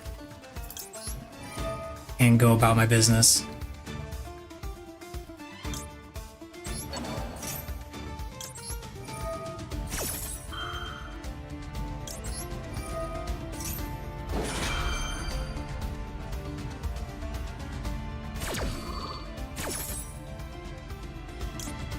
Which...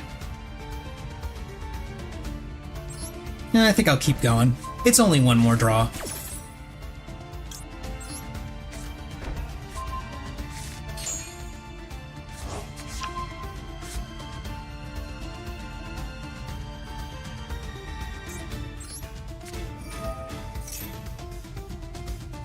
Draw your last pathetic monster card. Draw monster card. Draw monster card.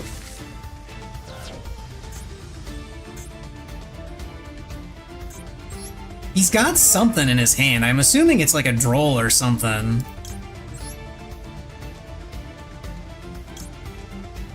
Did I already? No, I didn't. So I use that and use that. Dlvl.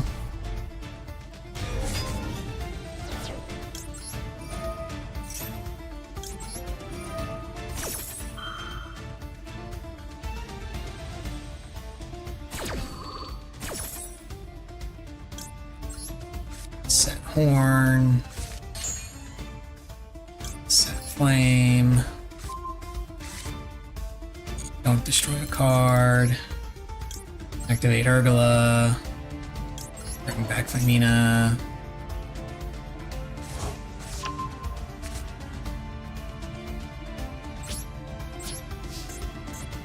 Maybe it's a Femina of his own? Maybe it's the mirror? I don't know. He's got something. I just don't know what it is.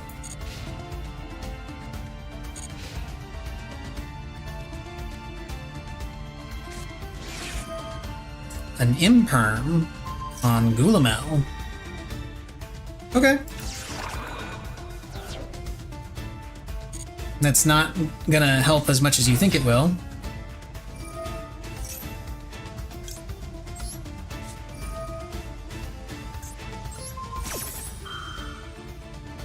Tempai? Really?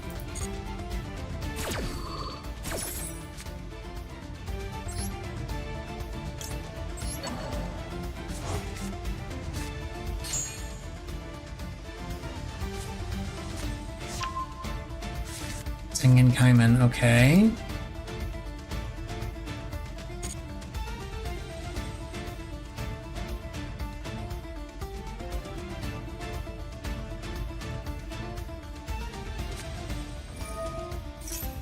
Raigeki. Okay.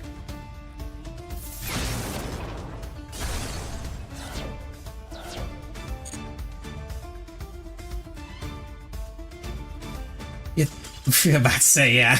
He was really hoping he could bait my flame with the Raigeki. Like, dude, if you think just destroying my field is gonna be enough to bait out my spell negate, when I know I'm going up against Tempai, you are sorely mistaken.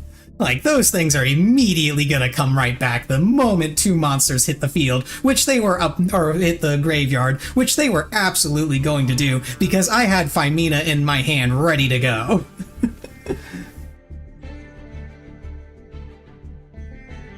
I pop Femina, use off two of my monsters in hand. That sends two cards to the graveyard. That immediately triggers Arthalion and Dlvl to come right back. And guess what? This time Dlvl is fully active because it's sent to the graveyard, so Imperm no longer applies.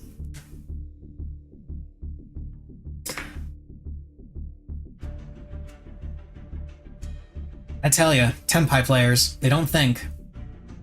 Or maybe they do think, or maybe that one does think, and that was literally his only play, his only hope to actually do anything, was to try and get me to use flame on something other than Sengen Kaiman.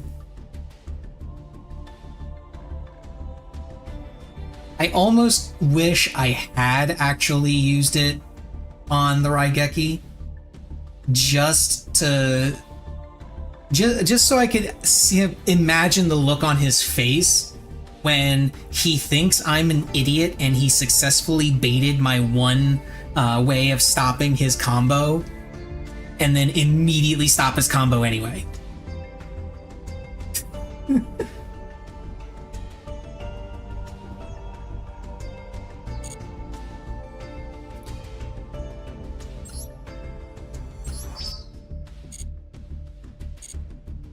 Oh, how many UR gems have I gotten from this so far?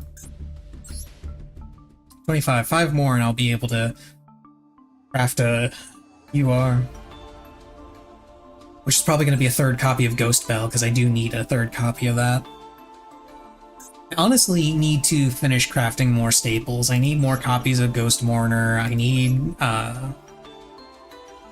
possibly Perilia, possibly Ghost Reaper. Solemn Strike would be useful.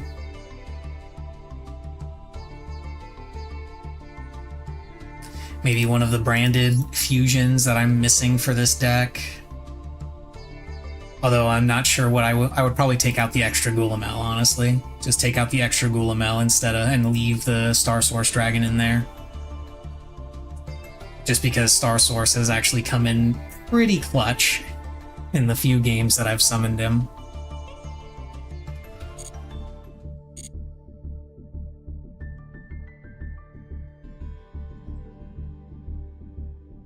I'll be honest though, I'm not feeling like playing more Master Duel, but I also don't want to end the stream right now.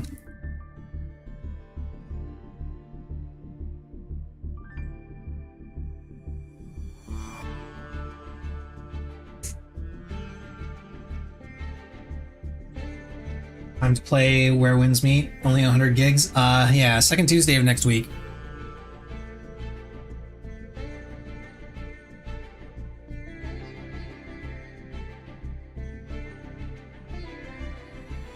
Play some 14. I think it's down already, isn't it? Or is the maintenance not starting until later? Let me see.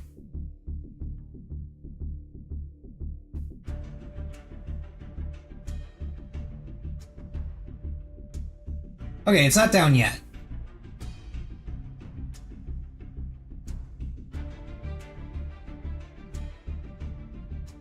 You're waiting to make an FF joke? How is that a joke?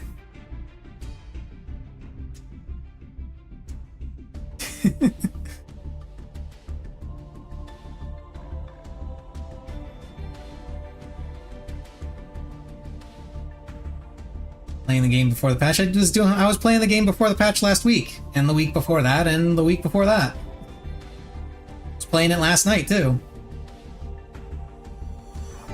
Had to make sure all of my weekly shit was done and taken care of. Imagine playing the game before the 8.0 redo. Okay, I don't know what they're planning for the 8.0 redo, but I hope it is as significant as people are thinking it's going to be, because otherwise the game is going to see another drop in player count. Like, real talk, it's just going to see another drop in player count.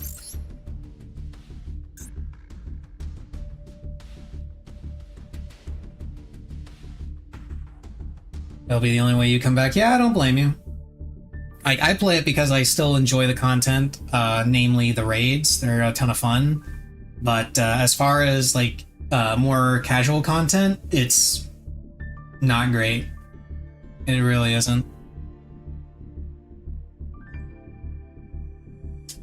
The story in particular for Dawn Trail was absolutely awful. Well, okay, it wasn't awful. The premise of it was good. The overall storyline itself was good. It just overstayed its welcome. It really overstayed its welcome. And Wook Lamont was too much of an idiot. Like, it's okay if she's a little bit of an idiot and then she can grow out of it, but she was way too much of an idiot.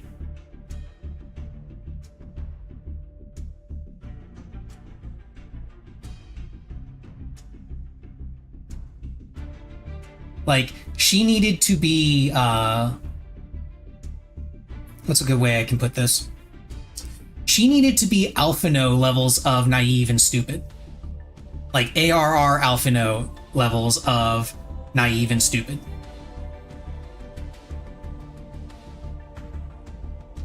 Like, if you remember Alphino from ARR being the one that was convinced that he knew better, convinced that he had the answer to all of Eorzea's problems, and was in general just kind of a pompous dick, on top of being a naive idiot. But then during Heaven's Ward, he grows out of it and stops being stupid. Like, that is the level of stupid that Wook-Lamont needed to be, and Wook-Lamont hit that level within the first, like, 10 minutes of the story, and then kept going.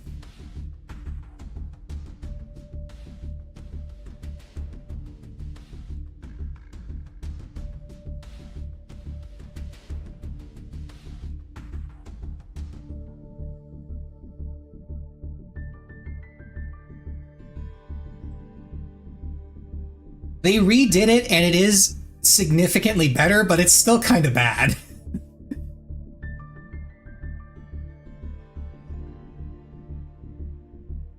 It is significantly better now, though, than it was on launch. I will say that.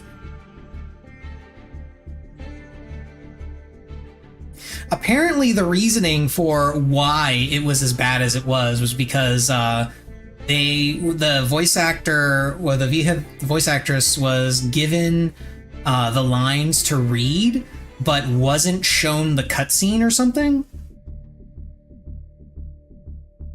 Which strikes me as odd. Like, why would you want somebody to read a line without seeing what exactly they're supposed to be acting out? Like, what kind of sense does that make? Assuming that is true, I don't know if it is.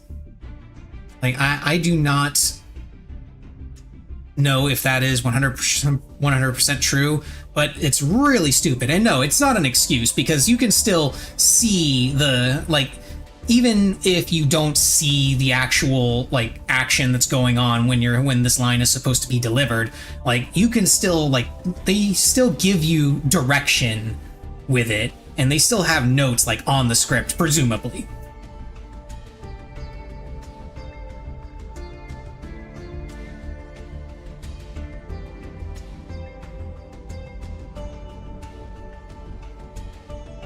They do, at least from what ProZD says? Okay. So yeah, like, even taking that into account, you do cold reads all the time with no visuals? Okay. Okay. I feel like cold reads are just a bad idea in general, but, you know, that's... What the fuck do I know? I'm not a director, okay?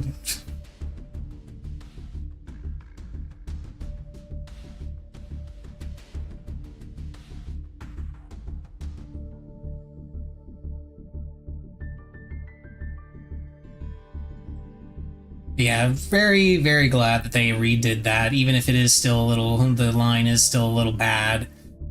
It is still miles better than what it was before.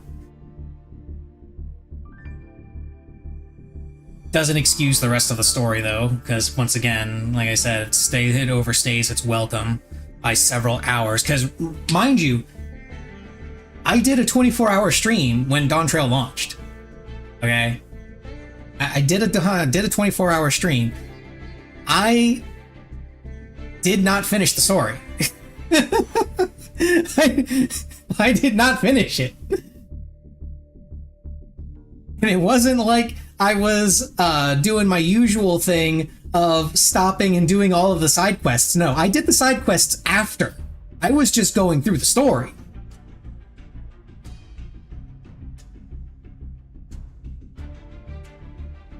I think it took me another 12 plus hours after that in order to actually finish the MSQ for Dawn Trail, which is so much longer than it needed to be. So much longer. There is no reason for an MMO story, even in an MMO that is particularly well known for having a good story, to drag out a plot line like that.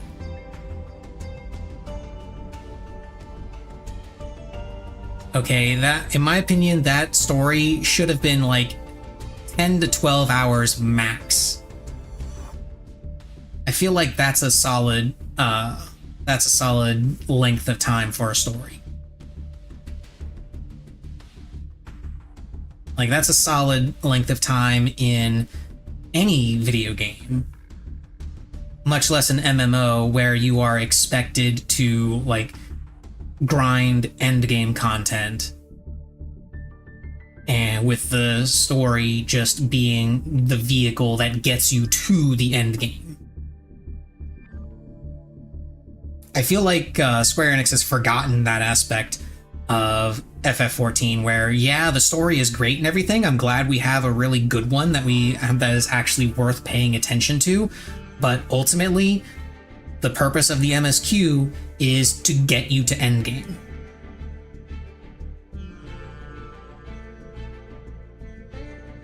It is to lead you to all of the things that you will be grinding for the foreseeable future. It is not meant to be some fucking 40-hour long epic.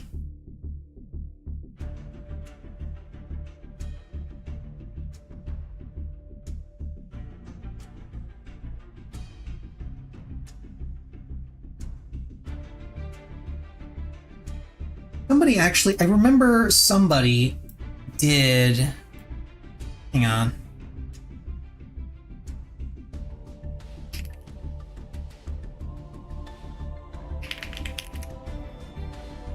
Let me see here.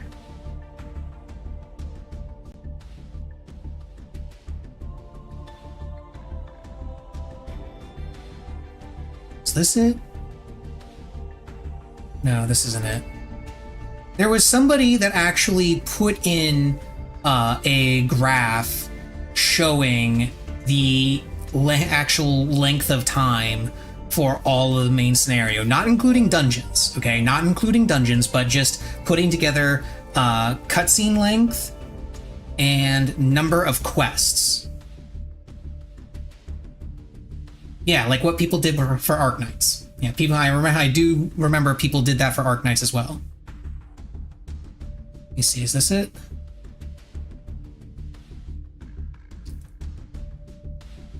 Okay, this only has up to Shadowbringers. But this is still important because that shows, I think this is before they shortened A Realm Reborn. So yeah, we've got the number of quests for A Realm Reborn, 244 for A Realm Reborn, and this is before they shortened it. I'm pretty sure. Because they shortened it after Shadowbringers, didn't they? Because that was when they were starting to add the whole New Game Plus feature, and that was when they started culling a lot of the quests for A Realm Reborn. So 244 for A Realm Reborn, 138 for Heaven's Ward. Everybody loved the Heaven's Ward storyline. 138 quests for it. Stormblood was 162. Shadowbringers, regarded as the best, 157. Let's see, where can I find...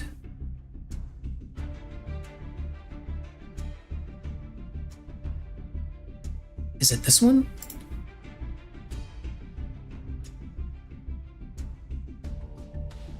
No, that only goes up to, that also only goes up to...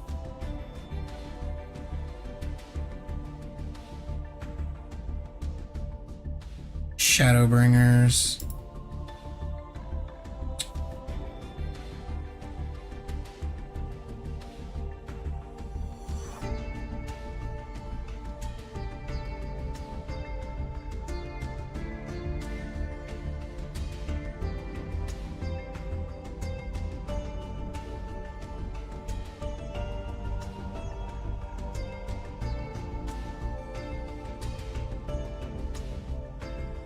This only goes up to 5.2.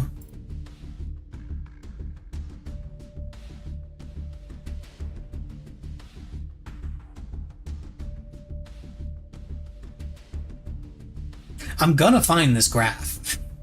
I know it's here.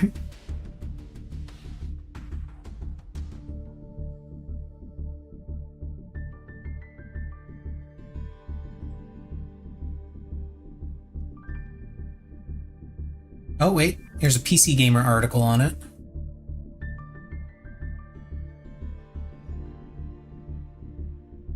Oh, yeah. Okay. So PC Gamer, the title of this article is FF14 player counts around 21 hours of cutscenes in Dawn Trail, making it the second longest expansion next to Endwalker. Why? Why is it that long? It made sense for it to be that long in Endwalker because that's the culmination of a 10-year-long story. Why is Dawn Trail that long? It's not good. Endwalker is a solid, like, I would put Endwalker at about a 6. Honestly. Like, I would put it at about a 6. It's not bad, but it's also not particularly good. And that's without me taking into account the retcon that I hate so very, very much. If we include that, then I'd put it at like a 0. Yeah, Shadowbringers was amazing. Let me see, what else is in this article?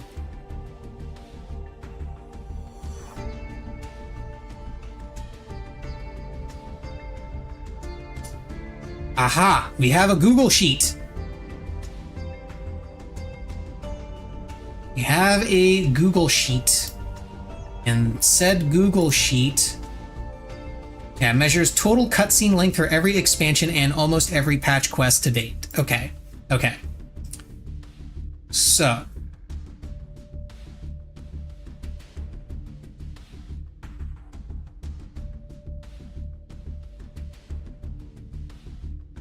Okay, so 2.0 is 9 hours, 10 minutes, 137 quests. So this is after, presumably, the story has been trimmed. That's for 2.0. 3.0, 8 hours, 15 minutes, with 94 quests. 4.0, which is Stormblood, 11 hours, 32 minutes, 122 quests. So we're getting a little long with Stormblood. Shadowbringers, 15 hours, 28 minutes, 106 quests. So a lot of that length is for the cutscenes, not the actual questing. But again, that is perfectly fine because of the story that was being told there. It was really, really fucking good. Like, Shadowbringers is hands down the best expansion, the best storyline expansion they've released. Endwalker, this is where it starts to get insane.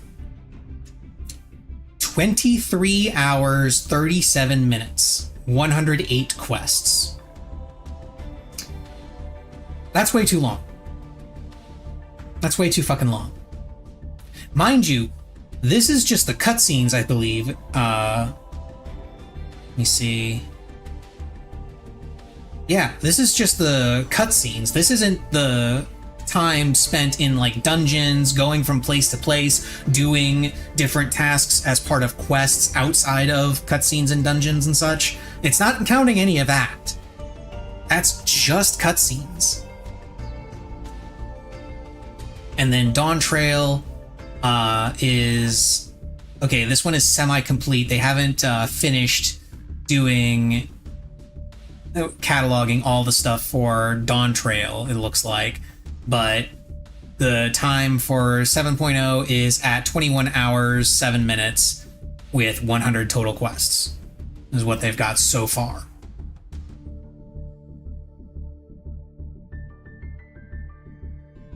Once again, Endwalker being as long as it is, sort of excusable because, again, it's the culmination of a decade-long story. I get that. I'm not particularly happy with what they did with all of that, but I get it. Dawn Trail had no reason to be that long. There was absolutely no reason they could not have made Dawn Trail as short as Heavensward. I feel like if they had made it as short as Heavensward was, would have been so much better.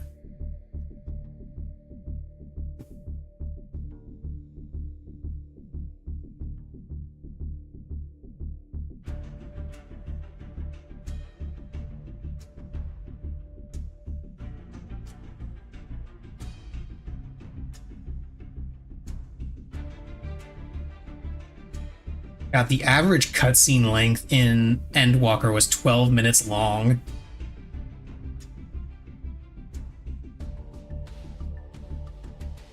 Compare that to 2.0, where the average cutscene length was just shy of 3 minutes long.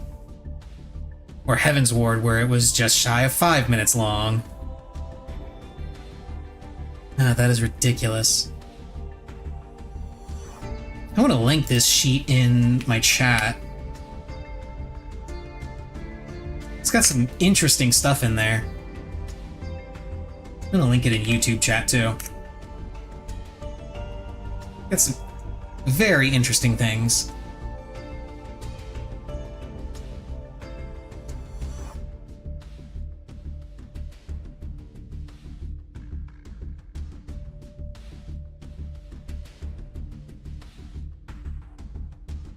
Like, this person goes into like explicit detail, including like dungeon cutscenes, raid cutscenes, and all that stuff.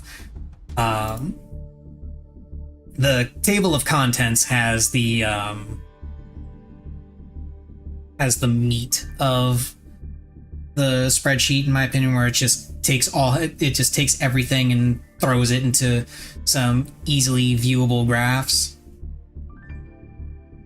This person is also, I should mention, separating the the release MSQ and the post MSQ patches, which is good in my opinion. Can't really critique the post MSQ patch content when 7.0's isn't done yet. Yeah, that's it's wild. It's wild.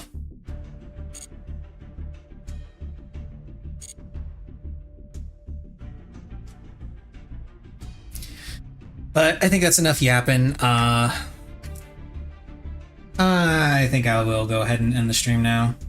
I stuck around for a little bit longer, yapped a little bit, expressed some hope for FF14's future. God, I really hope that 8.0 rework is as ridiculous as they claimed it will be. All right, I haven't cracked open my Legacy Pack tickets. Let's do that. Dark End Dragon, the OG. Yeah, there are the original versions of Dark End Dragon and Light End Dragon, and then there's the retrains that I sometimes use in Dragon Fusion decks, because they are quite literally polymerization on legs. Dimension the dice!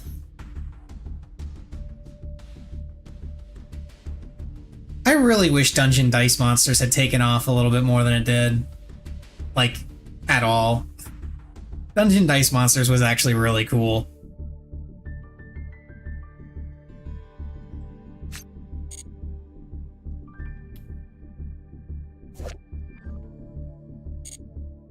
Diamond Crab King. Didn't I kill you in Elden Ring?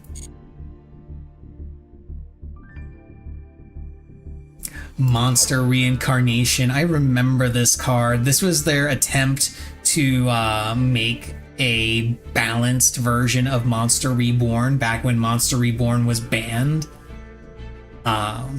This was their attempt at making a balanced version of it, and it's just awful. I don't think it was ever used.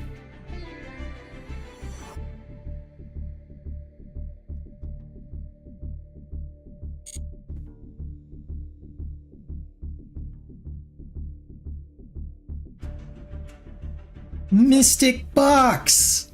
Classic Yugi card.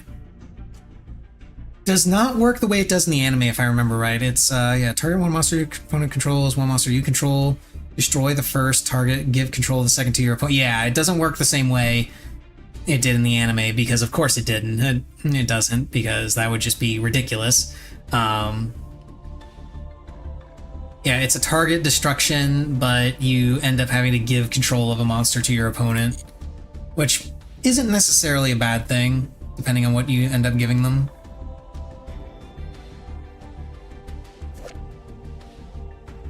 Cyber Soldier of Dark World. This was an old card that had this text added to it when they started doing Cyber Dragons. Because Cyber Dragons had a bunch of spells and stuff added to them that were like, add this to a cyber monster you control, and this is not a treated as a cyber card. That's just happens to be its name. Which is messed up in my opinion. They should have just gone ahead and let it be treated as a cyber card, because really, what would this have done? It's just a level 4 normal. Like, what would this really have been that big of a deal if it was treated as a cyber card?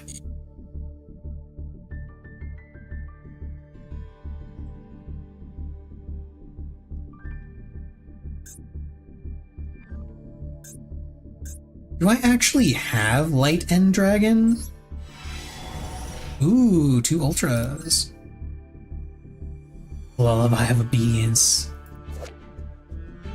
And whatever the hell this is, what is this? Andreas, Keeper of Armageddon. Detach an Xyz from this card to target one face up one card you opponent controls, destroy it. Okay. So just generic rank 5 Xyz that destroys. I might want to keep this in mind. I don't think I'll be using it, but I'll keep it in mind for when K9 comes out, because K9 is all about rank 5 Xyz. Mask of the Accursed. I remember this card. And more specifically, the duel that it shows up in, where it's Yugi and Kaiba versus the masked duo that summoned the masked beast and had all those masked monsters and spell and trap cards and shit.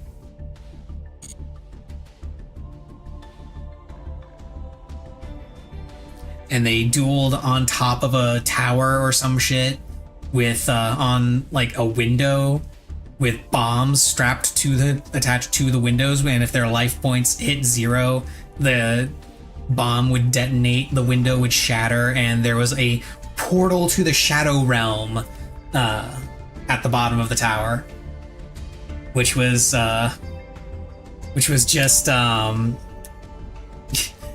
the anime's way of making it seem less terrifying, because in the manga it wasn't a portal to the Shadow Realm. No, you just die. You don't get sent to the Shadow Realm, you just die.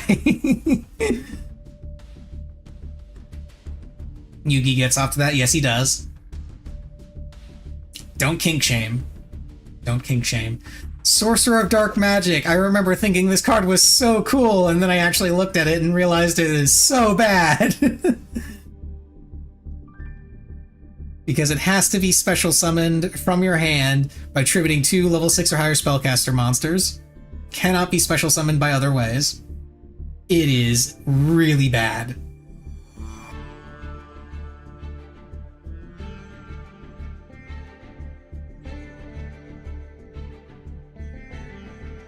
I mean, it is cool to have basically just a Jinzo, a spellcaster Jinzo, more or less.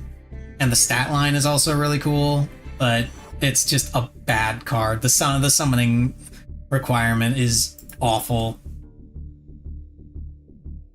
Hey, Crystron.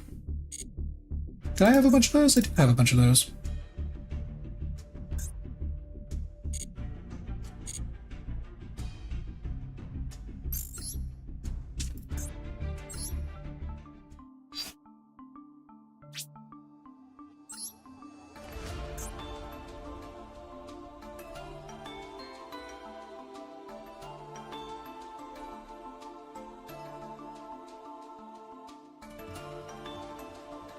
Yeah, there it is. Yeah, the OG Light End Dragon. Yeah, there was Dark End Dragon and Light End Dragon. They both had similar but different effects. Actually, I can do this to kind of... Oh, and before I do that, let me... Yeah, and this is the retrain. Damn it.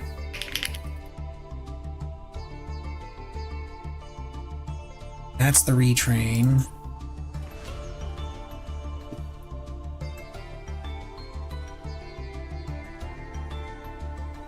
That's the retrain of Dark End. And that's OG Dark End. Okay. So yeah, OG Light End is... Attack is declared involving this card. Make this card lose exactly 500 attack defense. If you do, the opponent's monster this card is battling loses 1500 until the end phase. Mind you, the attack and defense loss is permanent for Light End Dragon. It's permanent. It's only temporary for the opponent's monster. And I believe this one has a similar effect. Yeah, this one just sends a card to the graveyard. Now, this is actually really cool because this card gets around destruction protection. It doesn't get around target protection, but it does, but it will get rid of cards that say they can't be destroyed by opponent's card effects, because this doesn't destroy and send to the graveyard, it just sends to the graveyard. And it has a similar downside where you have to lose exactly 500 attack and defense. And then Light End Sublimation Dragon, that's the retrain of Light End Dragon. It can special summon itself by banishing a level 8 dragon monster from the extra deck. And then during main phase, you can fusion summon using monsters from your hand or field. And then it has the exact same effect of Light End Dragon, where it's, well, not the exact same. That Light End Dragon, it has to be an opponent's monster that is attacking Light End Dragon specifically. This one is just when an opponent's monster declares an attack. It doesn't matter which one it is, which monster it's attacking. And then this one is, again, also similar. You special summon it by banishing. You can fusion summon. And this one is also slightly worse than OG Dark End Dragon, because this one does say destroy that monster, as opposed to send it to the grave.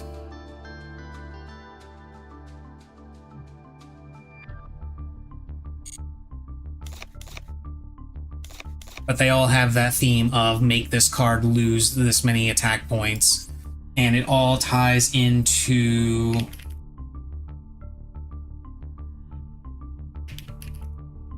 this card, Light and Darkness Dragon.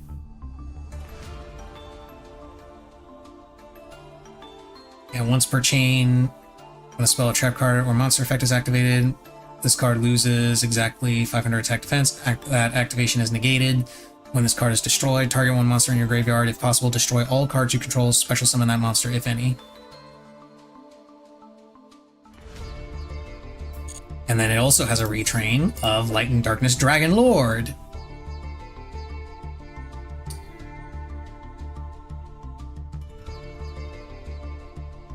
Which once again is once per chain. This card loses exactly 1000 attack defense. If it does, negate the activation.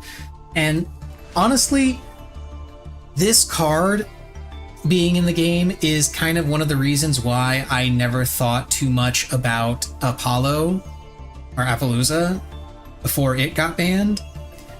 Because if you're playing a dragon deck, this card is just a better Appaloosa.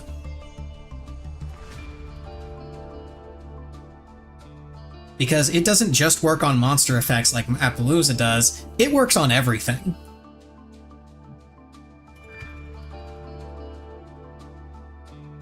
And what's more, once you've used used its 3 negates, that's another thing. Appaloosa, sometimes you summon it with 2 negates, sometimes you summon it with 3, sometimes very, very rarely did I see people summon it with 4 negates. This one always has 3 no matter what. But the other really cool thing about this one is when you've used up its 3 negates, so it's stuck there with 400 attack, 0 defense, you can still activate it. It doesn't do anything, mind you, because it can't lose exactly 1,000 attack and defense, but you can still activate it. And the reason why that's important is because since it's a quick effect, you can use it to freely chain link block everything. It is absolutely crazy. You can chain link block literally everything as much as you want with this thing. It is crazy. Same is true for the OG Light and Darkness Dragon, I believe. I believe you can also use it exactly the same way, where you just keep activating it over and over and over, and even though it doesn't actually do anything, you can still use it to chain link block.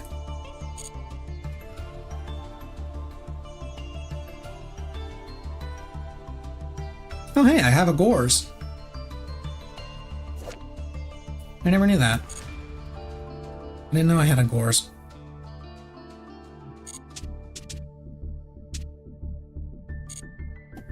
But anyway, enough yapping. I yapped for another like 10-12 minutes after I said I was done yapping. I'm gonna hop out. Tomorrow I'm gonna be starting the stream up a little early. Not sure exactly when. I'm going to aim for a I'm going to aim for noon Central Time. Just hop on and start streaming and just tear through the new content that's being added. New MSQ, new dungeon, new trial, new raids, Occult Crescent stuff is being added. What else? I think that's it for what I want to deal with immediately. Oh, and I will be switching off of Summoner, finally. I will not be playing Summoner with the patch. I will be playing Black Mage. I am switching over for the raid tier. I'll have to figure out what exactly the ideal spell speed is and try to aim for that.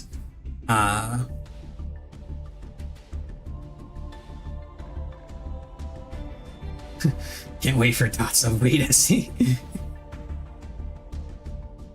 Now it's gonna be me trying to sit and cast in my ley lines, and then everything immediately targets me. That's what it's gonna be.